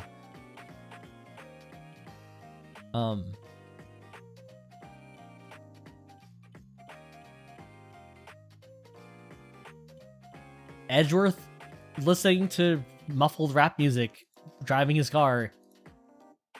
That's gonna be a meme that will last with me. That will stick with me until I die. Also, watching the dub of that thing is wild if you've ever seen it, because it's like they still do the thing. They still do the localization thing of like all these characters are basically in LA, right? And it's like that gets harder and harder every time, and it's hilarious, but it's so good. You'll probably watch it, but to see what new thing Yoko Taro added, because of course he would. I wonder how much he had to do with that series. I really do. I'm sure he has. But yeah, I don't know. It's like animated adaptations of things I like.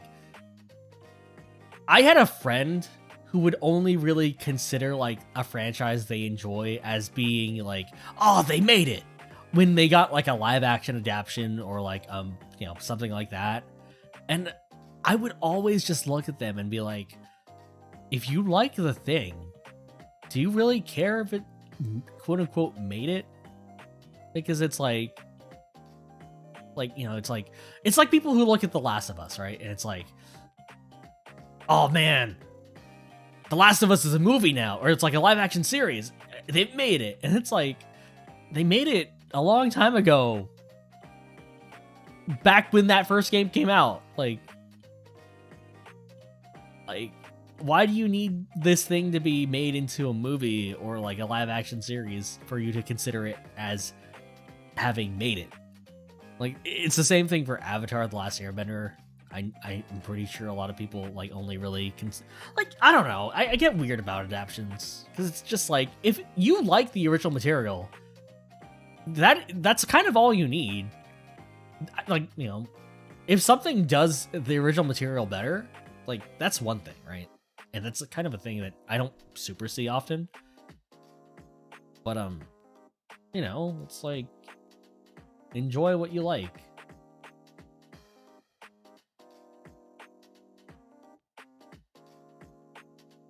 That's the opposite. We need more light novels and manga and anime, and less anime until live action. I feel like most anime is light novels at this point, Neon. Like, the thing about live action and anime is that it's kind of a hard medium to translate into live action by default. Because it's cartoons, right? Anime is cartoons. Translating, like, it'd be like you thought the evolution process was, oh, I guess it kind of is. But like, it's like,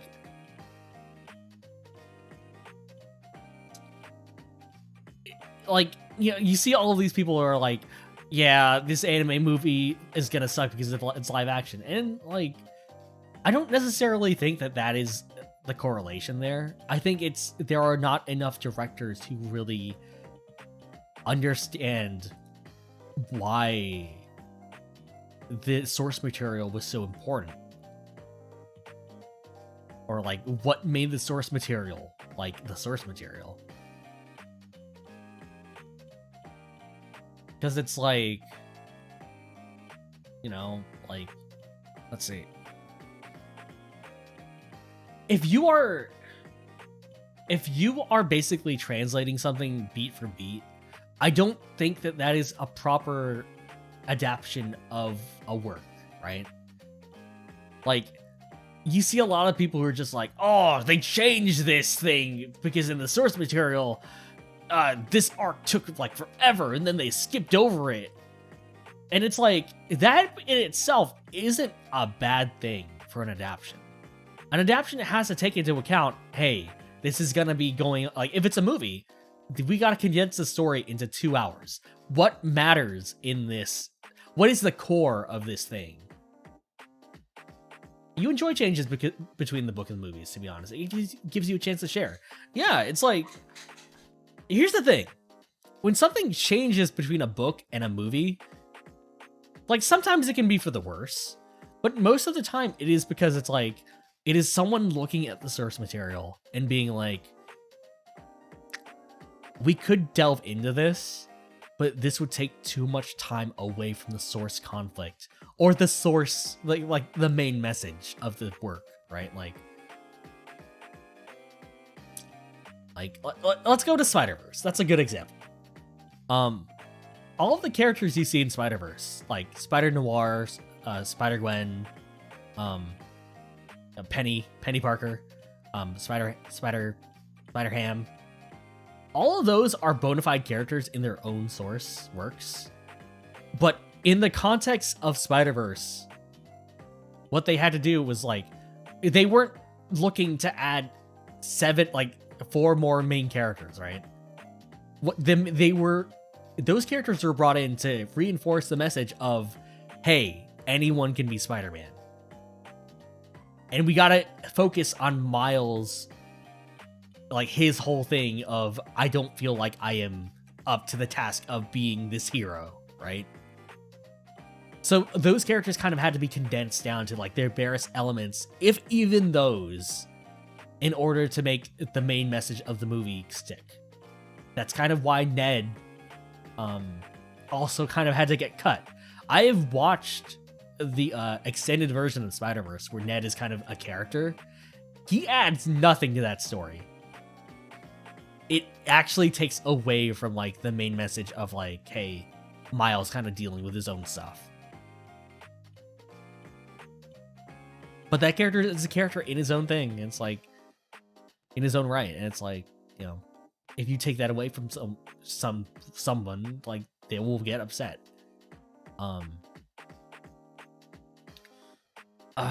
Like, okay. I I I think Mappa's adaptation of Chainsaw Man is really well done. It kind of bums me out a little that it, for the most part, is so it's playing it safe, right? It is kind of an adaptation of the manga as close as possible. I kind of wish they went crazy a little. Like, because I live for kind of stuff like that, where things are told out of order, or like they play around with the medium a little.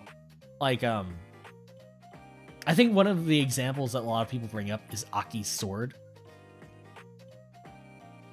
How in the manga it is like literally a finger coming off of the panel to like flick the sword into, you know, whatever he's using it on.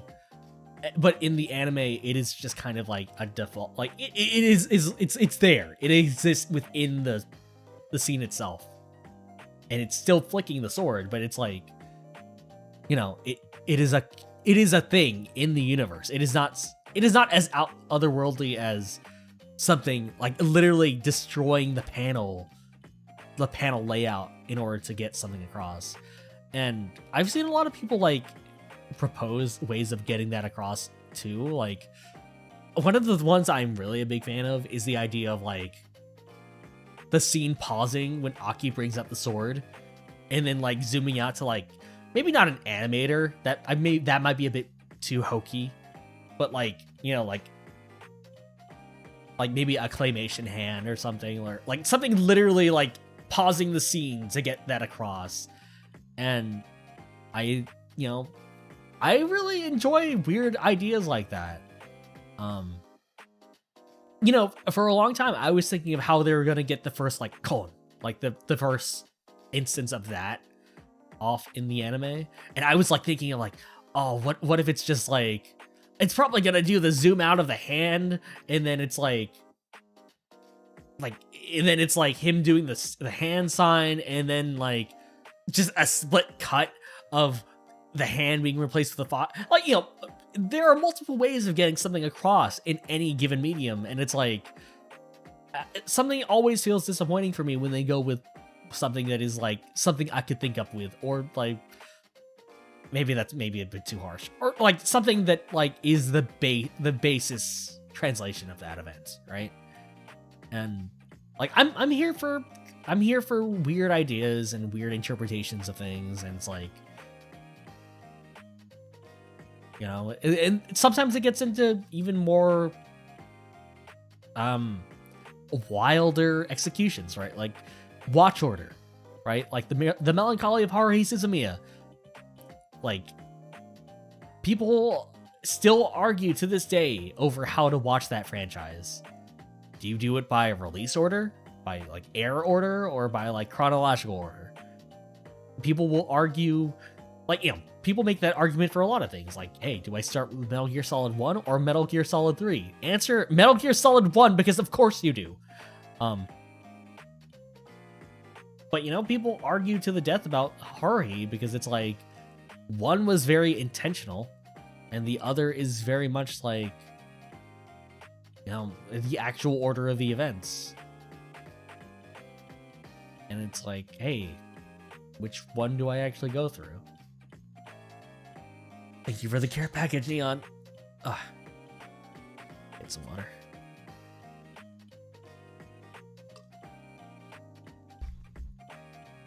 Point is, adapting things is more than just, you know, translating things from page to screen.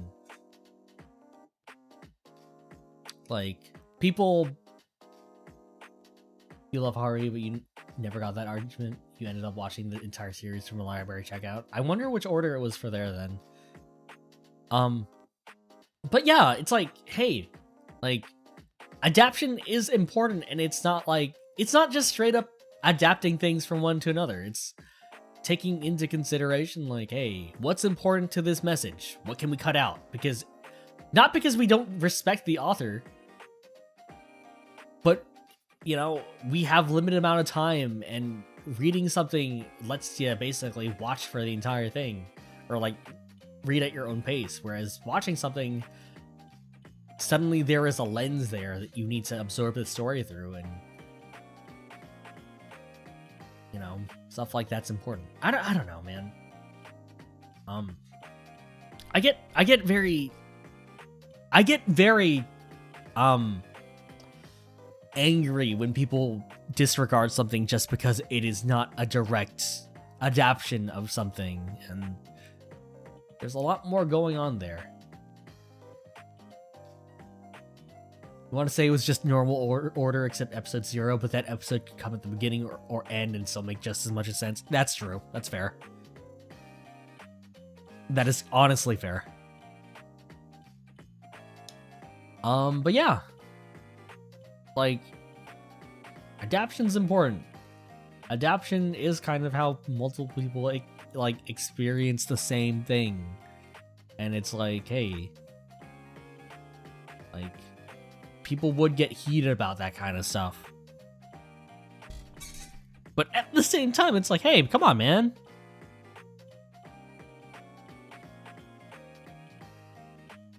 Like, I don't know. Sorry, I don't even know how I got onto this rant. We should stop for the time being.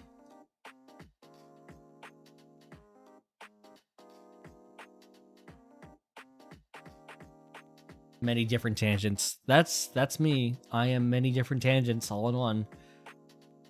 Nothing but a big tangled ball of contradictions here.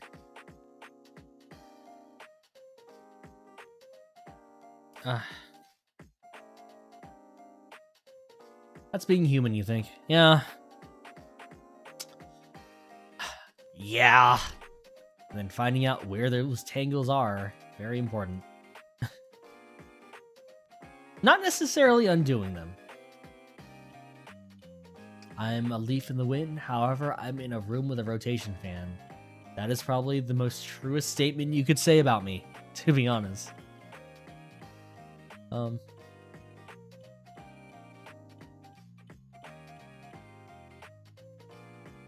I get...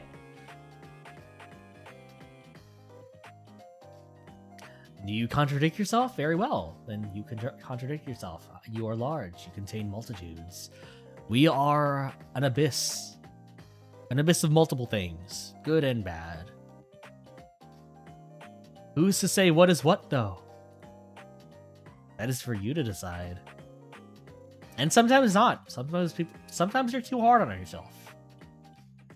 Sometimes you could stand to hear someone else's opinion on things because, hey, man, you're always gonna be your biggest critic.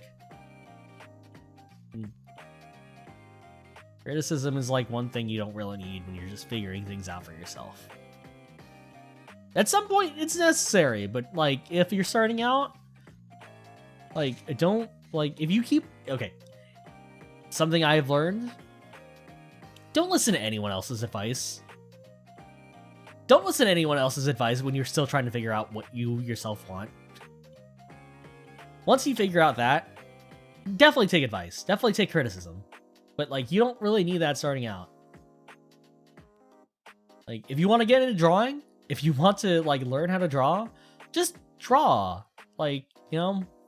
And then once you feel like you need to, like, actually get better or, like, do stuff like that, then you can take criticism. Then you can, like, look up guides. But if you are just trying to figure out if you like drawing or what you like drawing, like, don't heed anything. Just do it.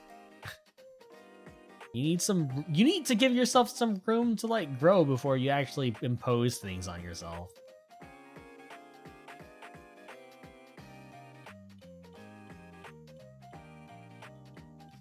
That advice? I hope so. So true. Yeah, it's like, I don't know. I don't have much advice to give. The one advice I can give, piece of advice I can give is, not all advice is universally applicable. Don't ever get into the habit of, like, setting, like, yourself to so-and-so standards just because you heard something really cool sounding once. But, you know, like, you know, I don't know. I like I like the idea of people just doing things and not having to feel like. I had one friend who would like basically criticize every piece of work they saw, like to the point of basically flipping other people's art. And it's just like, you're meant to see it literally one way, my guy. Like, calm down. I called him a friend. Oh, that's... Oh. You know. Sometimes you can't choose that. But yeah, I don't know. It's like... Yeah, that matters to some degree, but also it's just like... You ask because some people have some really mean friends. It takes a while to figure out who you are and who you want to be friends with, right? Like, you know, I have some friends from... Well, I had some friends in high school I really regret having friends with. But, you know, some of them stuck around. Well, not really. But, you know, it's like... What kind of people do you want to associate yourself with? What kind of people do you want to partake in the vibe with? And it's like, that takes a while to figure out.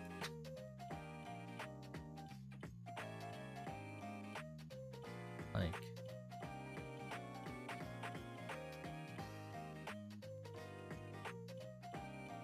I don't know. You're old, you figured it out. I guess I'm also old. I hope I figured it out.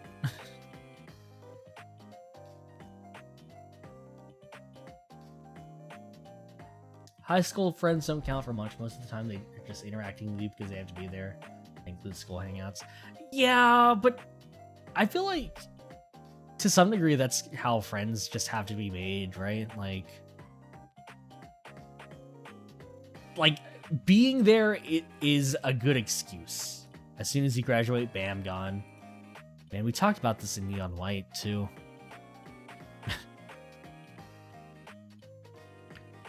Yeah, like my thing is, I don't think you're gonna find your, like, I don't think you're gonna find your people in the town in which you went to high school with. That's just too small of a pool. Not saying it can't happen, but like, you know, I enjoy the internet for the reasons I enjoy. No, the internet's kind of its own thing. I enjoy the internet because it's like, yeah, I run into a lot of jerks. But I also run into a lot of cool people who I wouldn't have otherwise met, and I am happy to be included in those pools. You met your best friends you ever had on the internet, honestly. Yeah, sometimes that's just how it works. It's like, here's this magical box that I can, like, insert my interest in and find people who also are interested in those things. The world's a big place, guys. It's like, you're not gonna get some winners the first, like, your first couple of throws. You live with the people you met on the internet. I mean, there you go. Sometimes it works out. Same. Not the same people, I hope. Not because of anything like that. Just that'd be a big house. But yeah, I don't know. It's like, you know, like you go online for the first time, you meet people that you think are like, oh, they're like, you know, these are the people that I'm meant to be with. These are like the people who totally get me. And then like later you realize, no, like just because I'm on the internet doesn't mean like the first people I meet up with and become friends with are gonna be the people I end up like willing to die for. It's like it's a complicated process of just finding out who meshes well with you and so on and so forth. You live alone, but you live near internet people. That makes me really jealous, Ariel. Congrats. I feel like most people I've met online have always been on the exact opposite coast. At New Year's, you got asked, y'all don't got any parties to go to, and you said, oh, you just sent one of your offline friends years ago. Yeah. Yeah. It's like I envy people who've made really good friendships offline. Cuz it's like okay, I feel like I can open myself up to people who I met online more so than I can in real life, because I feel like in offline there's like this weird kind of barrier of like, hey, we have never talked about this stuff because we were in school and we had our own things to deal with. So let's not start talking about it now, right? Like, but you know, online it's like, hey, we're trauma dumping basically all the time. Let's go. That's a joke. That's a joke. I promise. You have some besties. Don't get the wrong idea. You just went to lunch with one today, but you got mad. You got mad at everyone else's years ago and stopped hanging out with them. Yeah, that's just how it works out sometimes, right? It's like, my brother put it to me this way. It's like, you go to high school with people, you hang out with them. You know, you're all in your formative years. So it's like, you know, what if we all grow up and then we find out years later this one person has become a very bad person? Maybe they've got some very interesting views, and by interesting, I mean bad views on various subjects. It's like, you know, you never know sometimes. You never know with online people too, but I feel like most people online tend to advertise that stuff pretty early on in relationships. You have in real life friends, but they're just different dynamics. Yeah, nothing wrong with that too.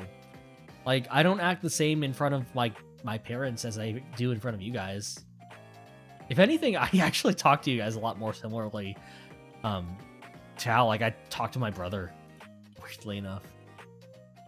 I don't know. If I'm comfortable, I'm pretty open about stuff.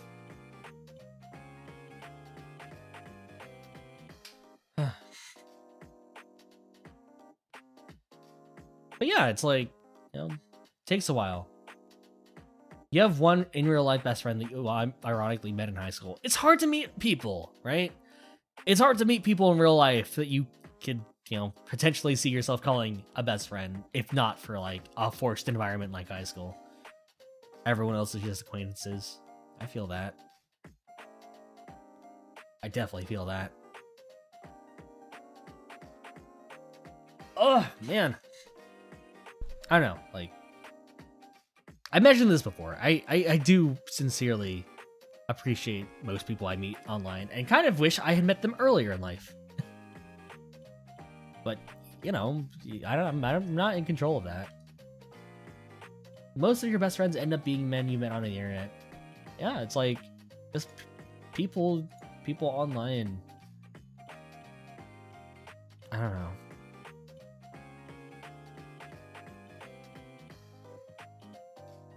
I feel like we talk about friendship and stuff like this, really serious stuff, like every other stream. I'm sorry. I get really comfortable on stream and like talking about things.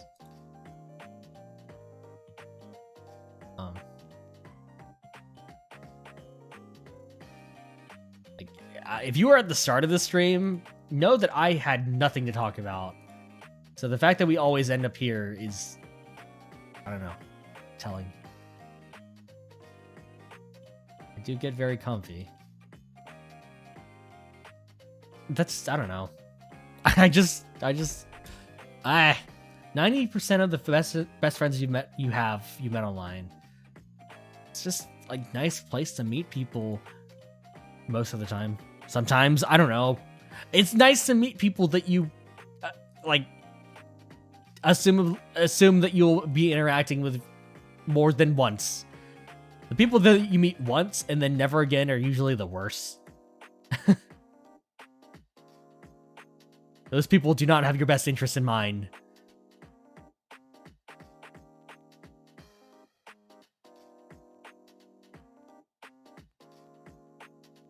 Honestly, your female friends don't like games. That's what disqualifies them. You know, there are people who, I guess there are all sorts, right?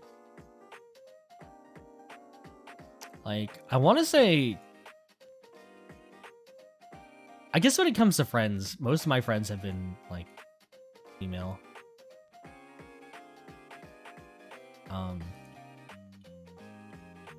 No, not for any really particular reason. It just ends up being that way.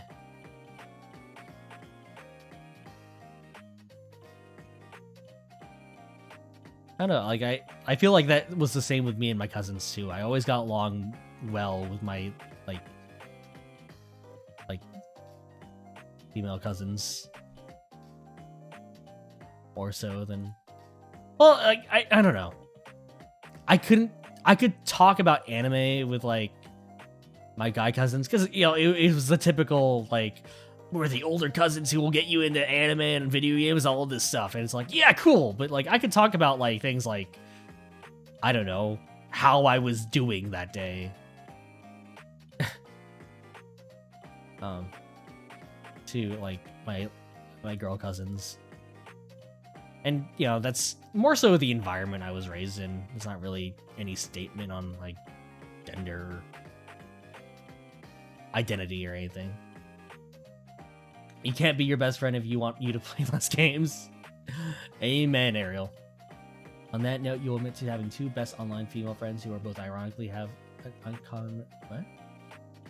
Both have snakes and birds and cats, but one has a horse and the other has a bunch of tarantulas. Oh, huh. Like, if you're a pet person, you're a pet person, but that is a very, you know, you've had all of those except a horse. I don't think most of us can admit to having a horse.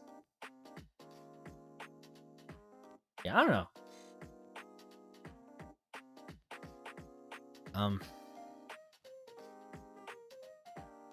Like, I guess if that says anything about, like, if my experience says anything about, like, gender or, like, roles like that, I think it just means, like, hey, we are all raised in an environment where being a guy means you can't talk about, like, certain things or, like, your feelings, and it's like, that fucking sucks. And, you know, I'm getting over that. I'm making up for that now. I'm talking about my feelings into a void. To literally anyone who will ask. You know that meme that is just like, I don't even remember the meme now, but it's like, hey, I don't think it was it was like, this is what all men want meme, but it might have been. And it's like, this is what all men want. And it's like, just a picture of a dude basically crying into another, like, into, like, someone's, like, chest. It's like, yeah, man. Hey, hugs are cool, turns out. Don't let any masculinity get in the way of that. Confiding in someone about your feelings and stuff like that? Hell yeah. Breaking down? Yeah, let's do it.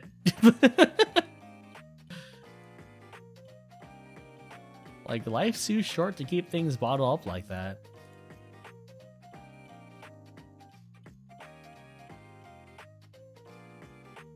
If anything is stopping you from, like, obviously don't, like, dump all your trauma onto someone. Like, if they're not, like, you know, in the mood for it, right? Like, trauma dumping is a thing. Like, don't go into someone's stream and talk about every single little thing that, like, has messed you up. Unless asked. Like, people ask sometimes. They'll do it unwarranted, though. But, like, you know. Yeah, crying is good sometimes.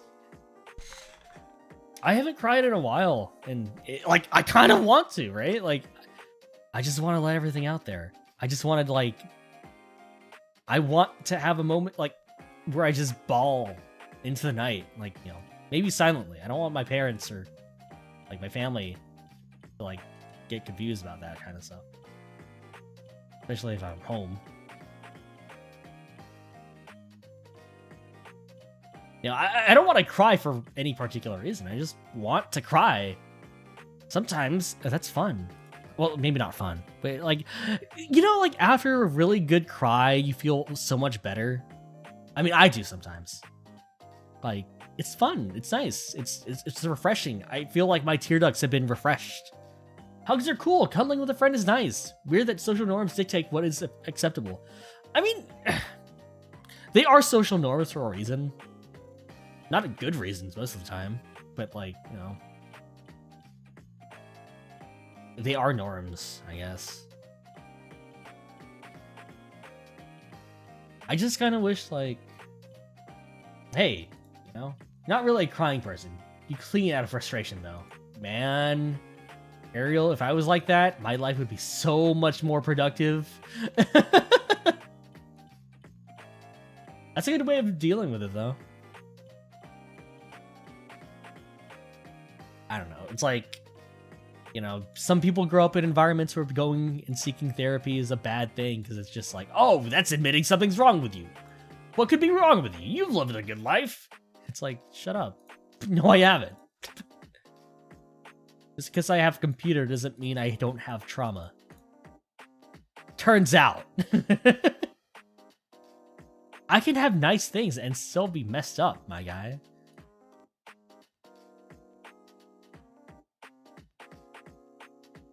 Like, we clown on millionaires because they have control over our lives, but just because you have some money doesn't mean you're not experiencing things like the rest of us. If you're causing problems for the rest of us, though, sorry, you don't have much of a say in how we see you. I've just been opening and closing an empty tab this last 2 hours.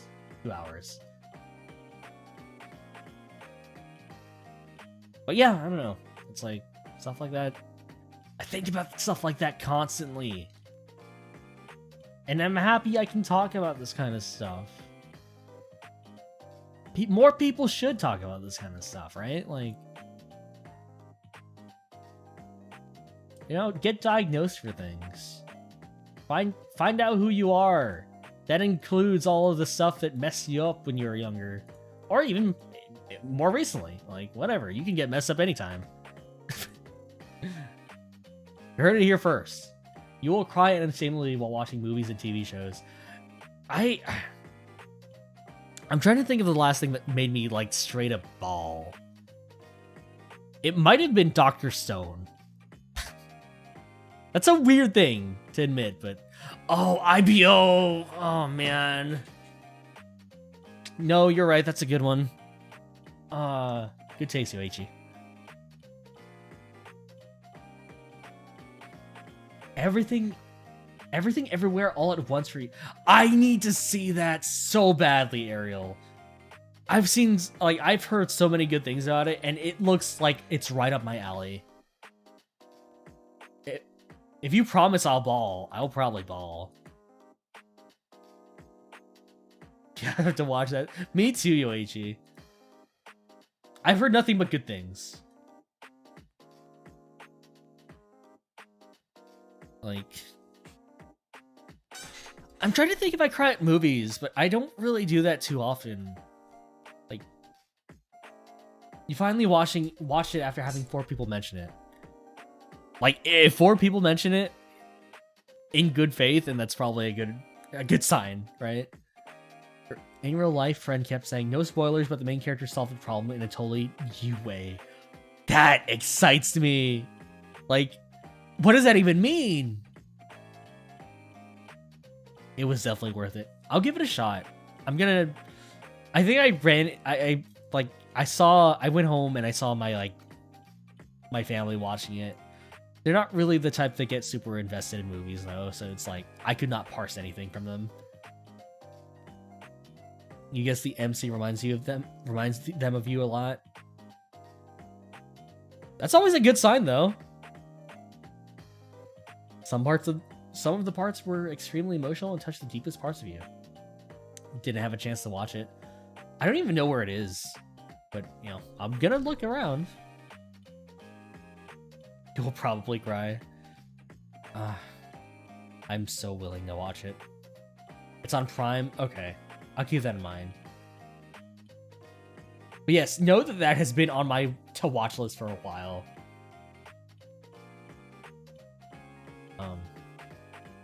Yeah.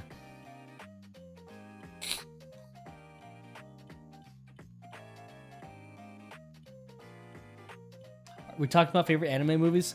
We're not really talking about anime movies so much as just movies in general. Gonna watch it again tonight. Hey, if I can influence you guys to partake in your own interests, like partake in your favorite things, that makes me happy. Like, for real. Enjoy what you like. Enjoy what you like to the best of your ability. We were just talking about was it Everything Everywhere? What? Sorry, I keep forgetting the actual title. Like, I just forget the order. Everything Everywhere All at Once. Yeah. I want to watch that movie. It looks right up my alley.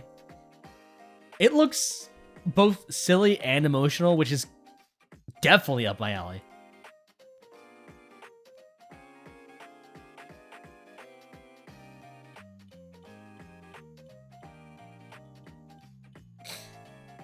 Ugh.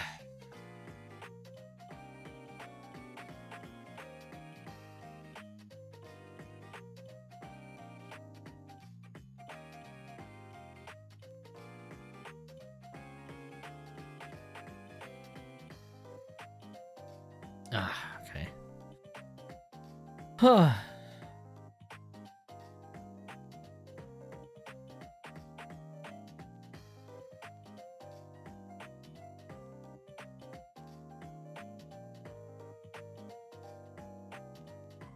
Oh.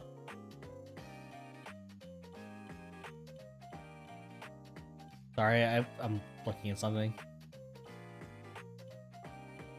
Apparently, Hollow Tempest is debuting the next wave today, and I saw that they like added the other 4 to the main picture, and you know, regardless of whether or not I am super invested in something like that, seeing seeing something get bigger, right? Like, always makes me happy, right?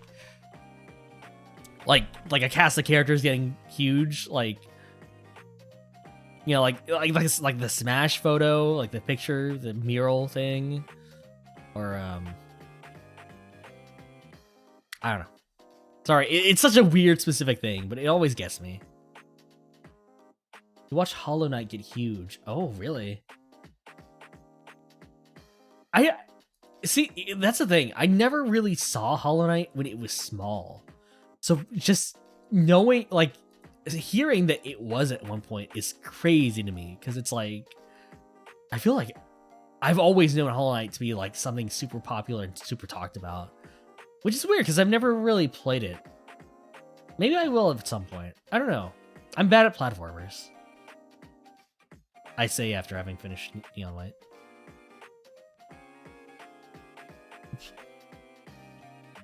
Play it when you were small. When it was small, bought it at $10, then it got popular and doubled in price. Oh, really? That's crazy.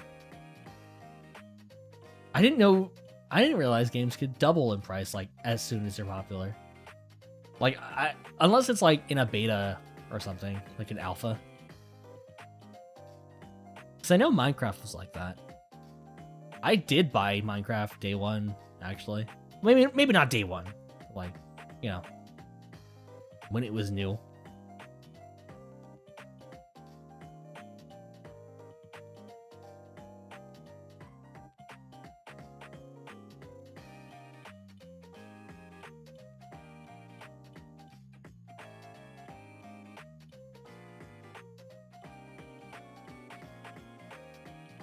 How long have I been streaming?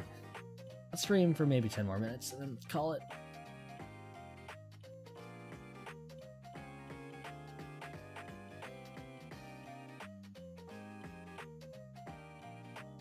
I'm in such a comfortable mood right now. I really enjoy cloudy days. Like, when the sky is nothing but blue, like just clear skies, I actually kind of get really I don't know. It hurts me. It's like nothing's in the sky. Like it's just a blue background. It doesn't do much for me. Clouds though. When it's cloudy, it's like, oh man, that's beautiful. Like I talked about Summer Wars recently, and I talked about Summer Wars recently because I watched Summer Wars in winter because I am like that. I need it. Summer Wars is always something I kind of go back to. Like the movie's fun. The movie's great. I have nothing but praise for the movie, but backgrounds, the sky in that movie.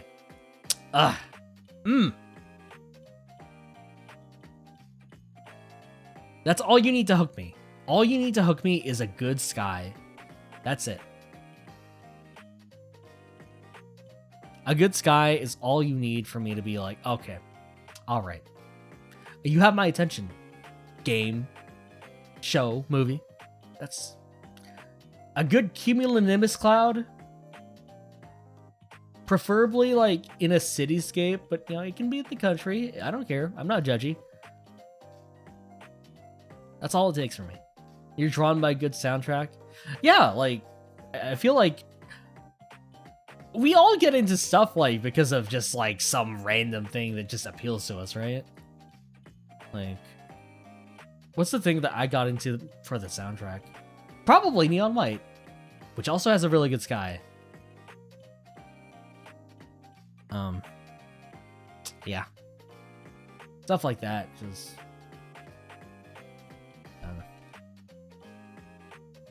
I love me a good...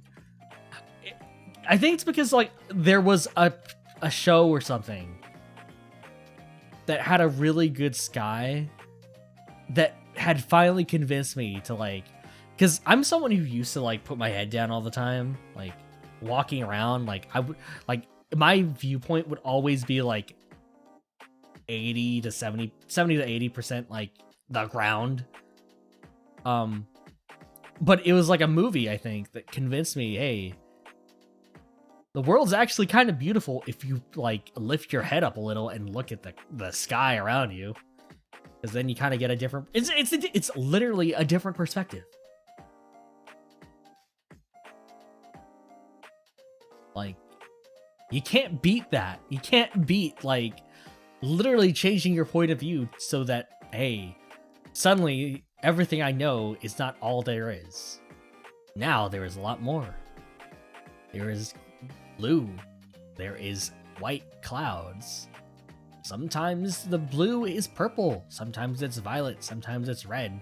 Sometimes it's orange. Whatever.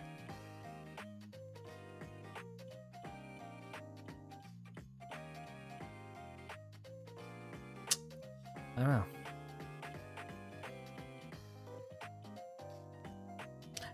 This is my entire streaming career is me kind of trying to explain like the various like obscure feelings I've had about things to an audience, and maybe I succeed, maybe I fail. Hopefully it makes sense to some of you. But you know, I am completely fine with that being my legacy.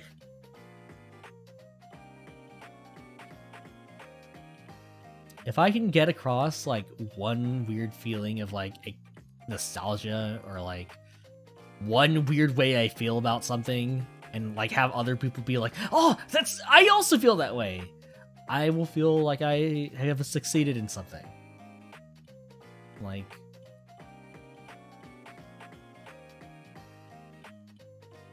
I've spent way too long thinking my way of thinking of things is weird. I'm not holding back anymore. The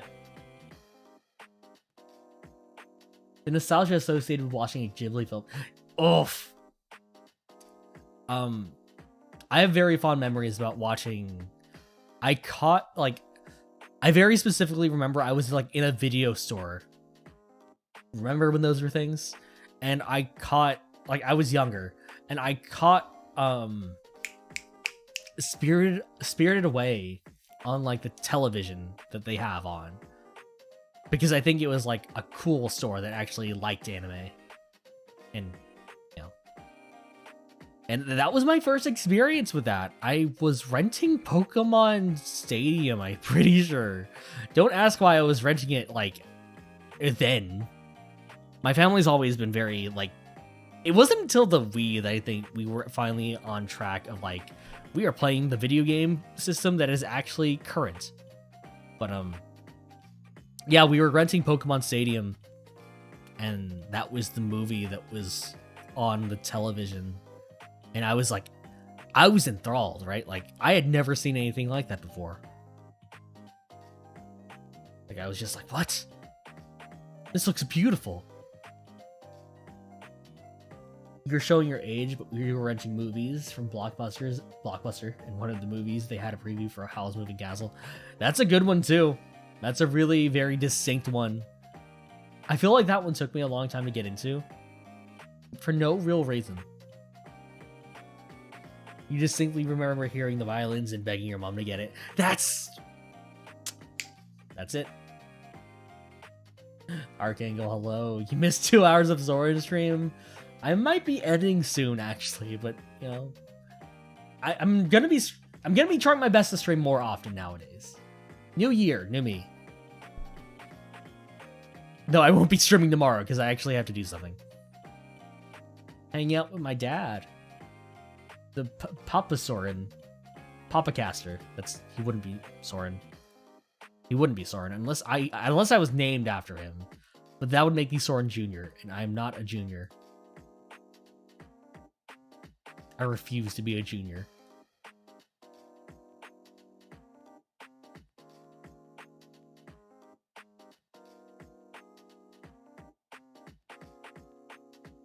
Actually, if I told you guys my dad's real name, you probably wouldn't even believe me, to be honest. Like, I'm not doxing myself. I won't, but it is like a name. Bob? No, it's not that generic. No, it's not.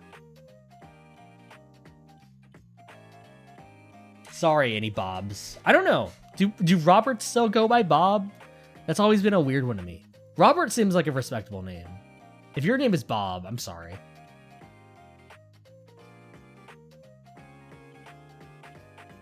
Turns out, 80% of my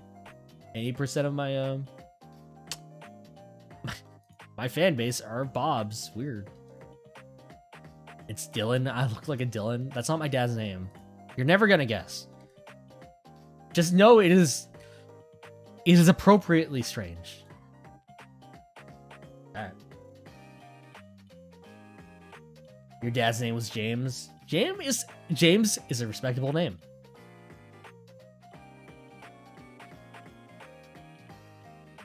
I don't get nicknaming conventions. Like, Robert being Bob kind of makes sense a little.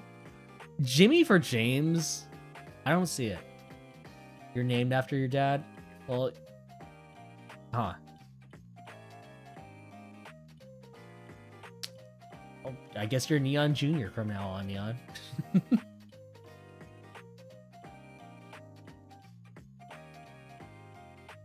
My dad's name is not Dylan.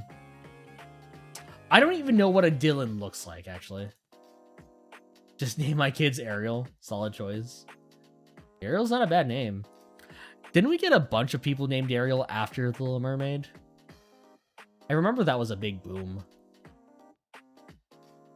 Are you guys... Any of you guys who are named after people who are not your parents?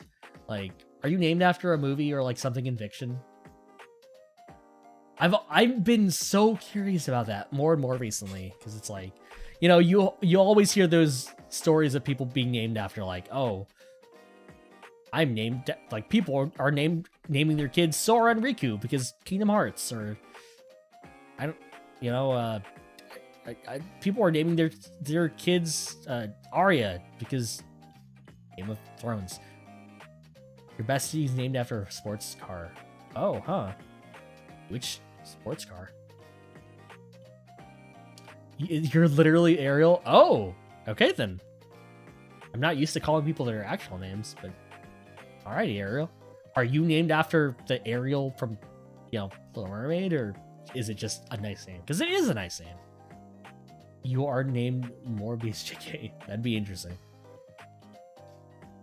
Oh, we can dogs. Okay, never mind. Never mind, Yoichi. I'm trying to think of sports cars. Mercedes? Is that a sports car? That's like the one I can think of being a name. You have a cousin named Kyrie? Huh. Interesting. Are they younger? No, they'd probably be an adult by now, right? Assuming they were named like when the game came out, maybe. I don't know. Nobody calls you that though, hence almost always. Oh, I see. Interesting. Not Mercedes though. Okay, okay. I didn't want to like dox you or your friend. Woo! Your niece is named after Princess Leia from Star Wars. I also know someone who was named after Princess Leia from Star Wars. Actually. I'm trying to I'm trying to think of cousins that I have that like are named after something. I can't think of much. Actually, one of my cousins' middle name is Jedi. Or maybe their first name, I don't know. I don't question people's naming conventions with their kids, but that is like the one. You know a person's name out, oh. Interesting. That is an interesting name.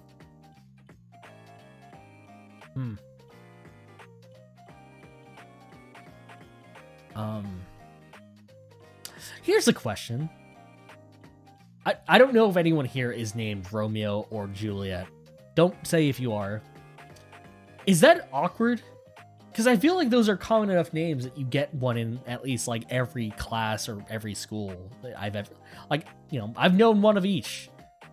And I've always wondered if that's like weird because it's like, yes, they are actual ass names, but like, I feel like in modern context, people know them by Romeo and Juliet, right? Like, oh yeah, they're the romance.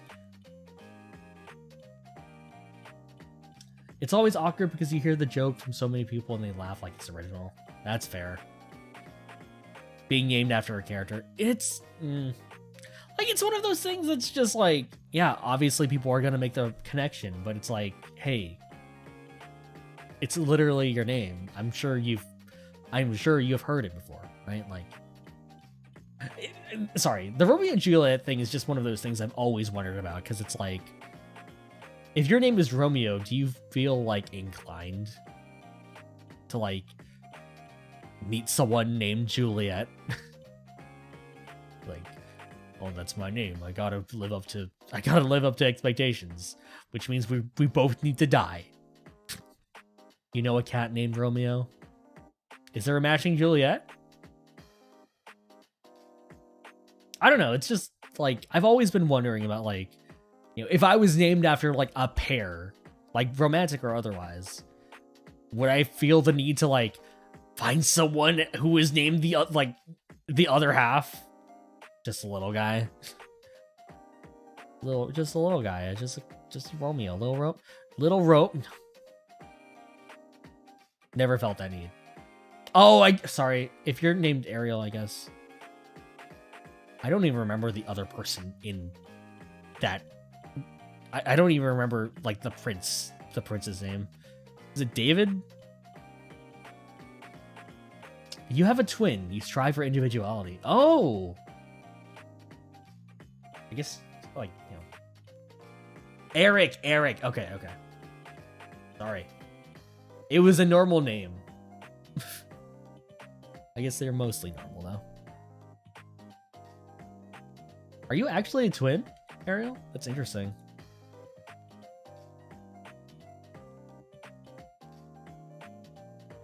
You actually are. Okay. Like, I'm close. I want to say I'm close to my siblings at this point. But I feel like being a twin is like I feel like it's very similar to like if your brother or sister or whatever is your sibling is born literally like a year or two after, because it's like at some point the age difference between siblings is like it becomes nothing, right? Because at some point you're both adults and it's like, okay, I can talk to you like a person now. You're no longer the baby sibling. You are just my brother or my sibling. But I guess for twins, it's like, oh, the age difference always matters for twins. Okay. Gotta go. Later, Neon. Talk to you later. The age difference always matters with twins. I guess fair enough. You're older by 3 minutes, and that you will always own that. Yeah, I don't know. I've always wondered about having a twin. Are you fraternal or identical? Those are the terms, right? Sorry if I'm like digging too much into this. I'm just curious. If you're willing to share, feel free. Because fraternal is, if you're fraternal, it's like, oh, like if you're like identical twins or fraternal. Okay.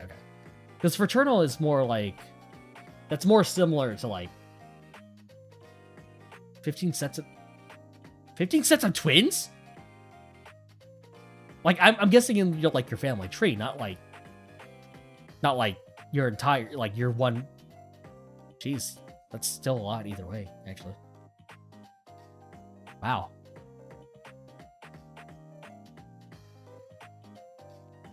It's in the tree. Okay. It's like, I've never actually bothered to look. Are twins like a genetic thing then? Like, is that an inherited trait? Like, are you more likely to have twins if you are a twin? Okay, fraternal twins are genetic. Identical twins are like, that just happens. Okay, I see. That's interesting.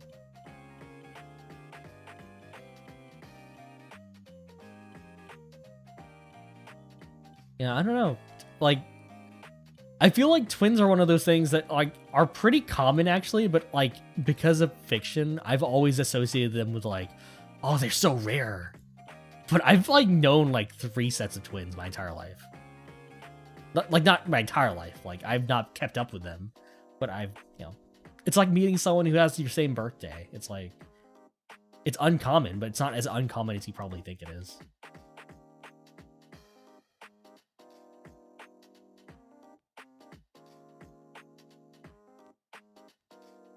Yeah. You don't find it uncommon. I'd assume you wouldn't. 15 twins in a family, jeez. I want to say my family has a weird thing of like, if they have kids, they always aim to have 3. And for some reason, it's always like 2 brothers and 1 sister. I don't know why that is like the standard for my family. I don't know why they think having 3 kids is like, A, like the default, and B, sustainable. Because let me tell you, it hasn't been. But it's just like, that's the standard. Your sisters and you are that Spider-Man meme, just waiting to see who will have twins. Oh, it's gonna happen. It's in the blood. It's in the veins. Assuming you want kids.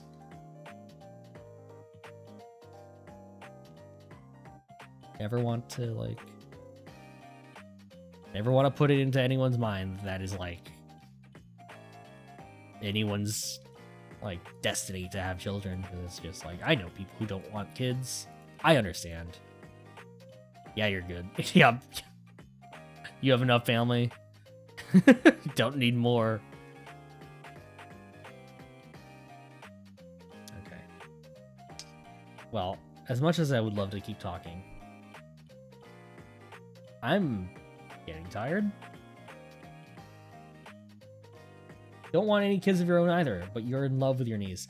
Yeah, it's like, if I used to be someone who was really into like kids, like hanging out with I like talking to younger kids when I was younger. Like I was always thinking to myself, like, yeah, having kids would probably be great. Like, I get to, like, see someone basically develop their own opinions and stuff like that. And it's just like, I don't want to be anywhere near kids anymore. It's like, I've learned too much about how I could potentially mess someone up. I don't want to be the person responsible for that. But, you know, like, you know, if I'll hang out with someone to be like, I will hang out with one of my nieces or nephews and be like, hey, what shows are you watching? What are you into? What's hip right now? And then they'll just tell me like, oh yeah, I'm watching Dragon Ball, and I'll be really disappointed because it's just like, that's what it was popular when I was popular. Get something new. Come on. I want to know what's hip. Sorry.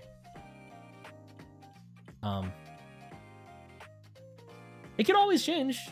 Be a mild miracle if it did. Yeah, it's like, you know, nothing's ever set in stone unless you say it is, right? It's like, I don't know how I'm gonna feel about things like 10 years from now, 30 years from now. Sorry, I just didn't, like, you know, I get upset when it's like, I see a kid and they're talking about like, yeah, my favorite Pokemon's Charizard. And it's like, dude, Charizard's been the most popular Pokemon for years. Get a new one. Come on. Talk about Talonflame. I don't know. I did hear a kid talk about Talonflame one time. It made me feel really, like, that was the point where I was just like, oh man, Pokemon's gonna keep on living, huh? Great, cool. There's always someone new. Charizard is lame. I still like Charizard. I get why people don't, though. It's like, whatever. It's like,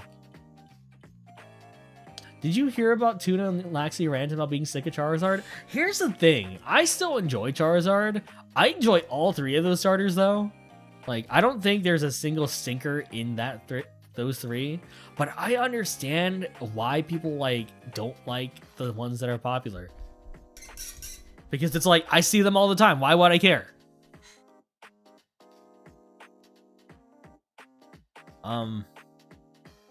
You've also always been a fan of grass Pokemon. Yeah, it's like, I feel like grass Pokemon are like the understated Pokemon, and that has taken me a long time to get into, right? Like, why would I like Bulbasaur when Squirtle or Charmander exists? And it's like, I like Bulbasaur because Bulbasaur is just a guy, just a dude, just hanging out. The most responsible of those three in Ash's party. Well, I mean, one of them is a firefighter now, but, you know, whatever. Like, you know, he's not, that Squirtle's not taking care of other Pokemon. Is he still Squirtle? I don't remember. But yeah, I don't know. Bulbasaur had an awesome personality. It's just, Bulbasaur had perhaps the most distinct personality of those three to me. I mean, Charizard's arc was pretty good. Like, you know, people don't like Charizard. I still think Charizard's arc was pretty good in Pokemon. Which is probably why he's popular, right? Because it's like, oh yeah. Yeah, it's not only the dragon, but also, like, the one that was... It was like the bad boy of Pokemon, right? It's like... it's the one on Ash's team that doesn't listen to him! Did you see the Pokemon League arc? It just slept there! What a letdown! Look at this guy! But I'm invested!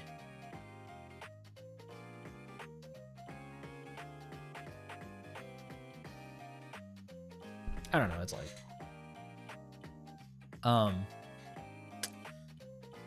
what's my favorite Pokemon? My favorite Pokemon is still Golisopod, I think. Golisopod and Cyclizar. Cyclizar kind of went up there. But Golisopod... More people need to talk about Golisopod. Here, let me send you guys a clip of Golisopod. Because it sounds badass!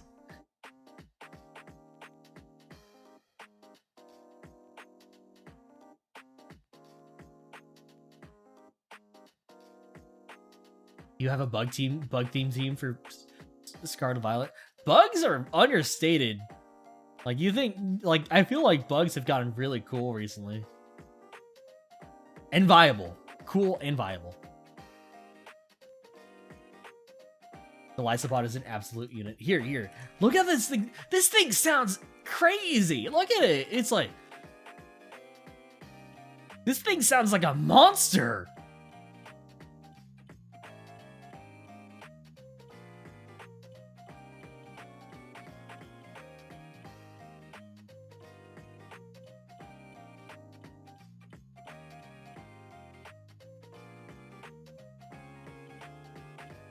Serena is most definitely a sassy themed Pokemon. Like, this thing, it's like, it's not even saying its name, it's just making noises. It's like, oh, God, it's so cool. Like, I like this thing in the games, but like, once it showed up in the anime, I was like losing my mind because I was just like, oh man, it's just as cool as I hoped.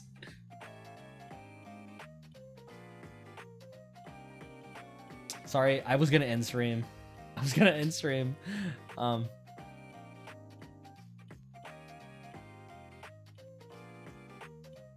I feel like Guzma sounds different every time I see him, but it's always like appropriate. Sorry.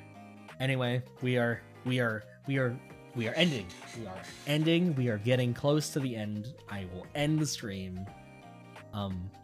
Thank you for coming to my rants, as always.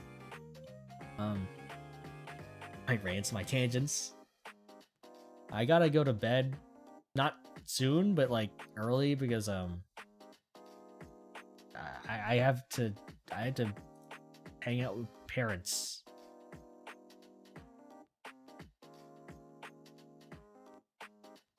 But you know, I appreciate you guys. Let's go raid I think Guma's streaming right now. They are streaming Gotham Knights, I think. They are doing a collab stream with Tuna.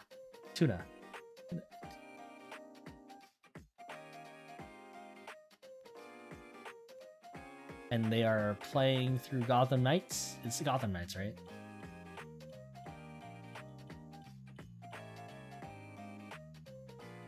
Yeah, they are currently streaming some Gotham.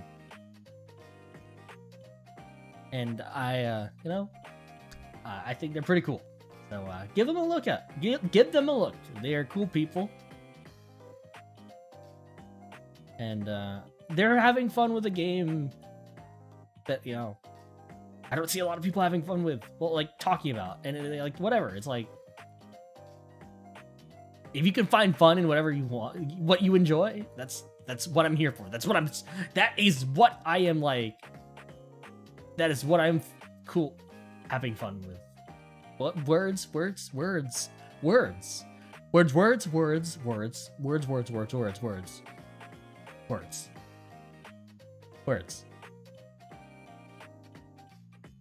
Anyway, just tell them hi for me. I'll probably also be there, so, yeah. If you need to take a break, as always. But if you want to join in on a raid, meet some cool people, feel free. Anyway, I'll talk to you guys later. Thanks for hanging out, and I wish you guys a good night, good day, so on. How do I raid? That one.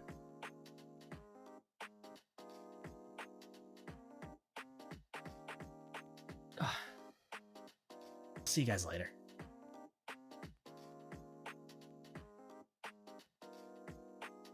Where's my ending screen? Ending? Oh, there it is. Cool. All right. I'll talk to you guys later. Bye.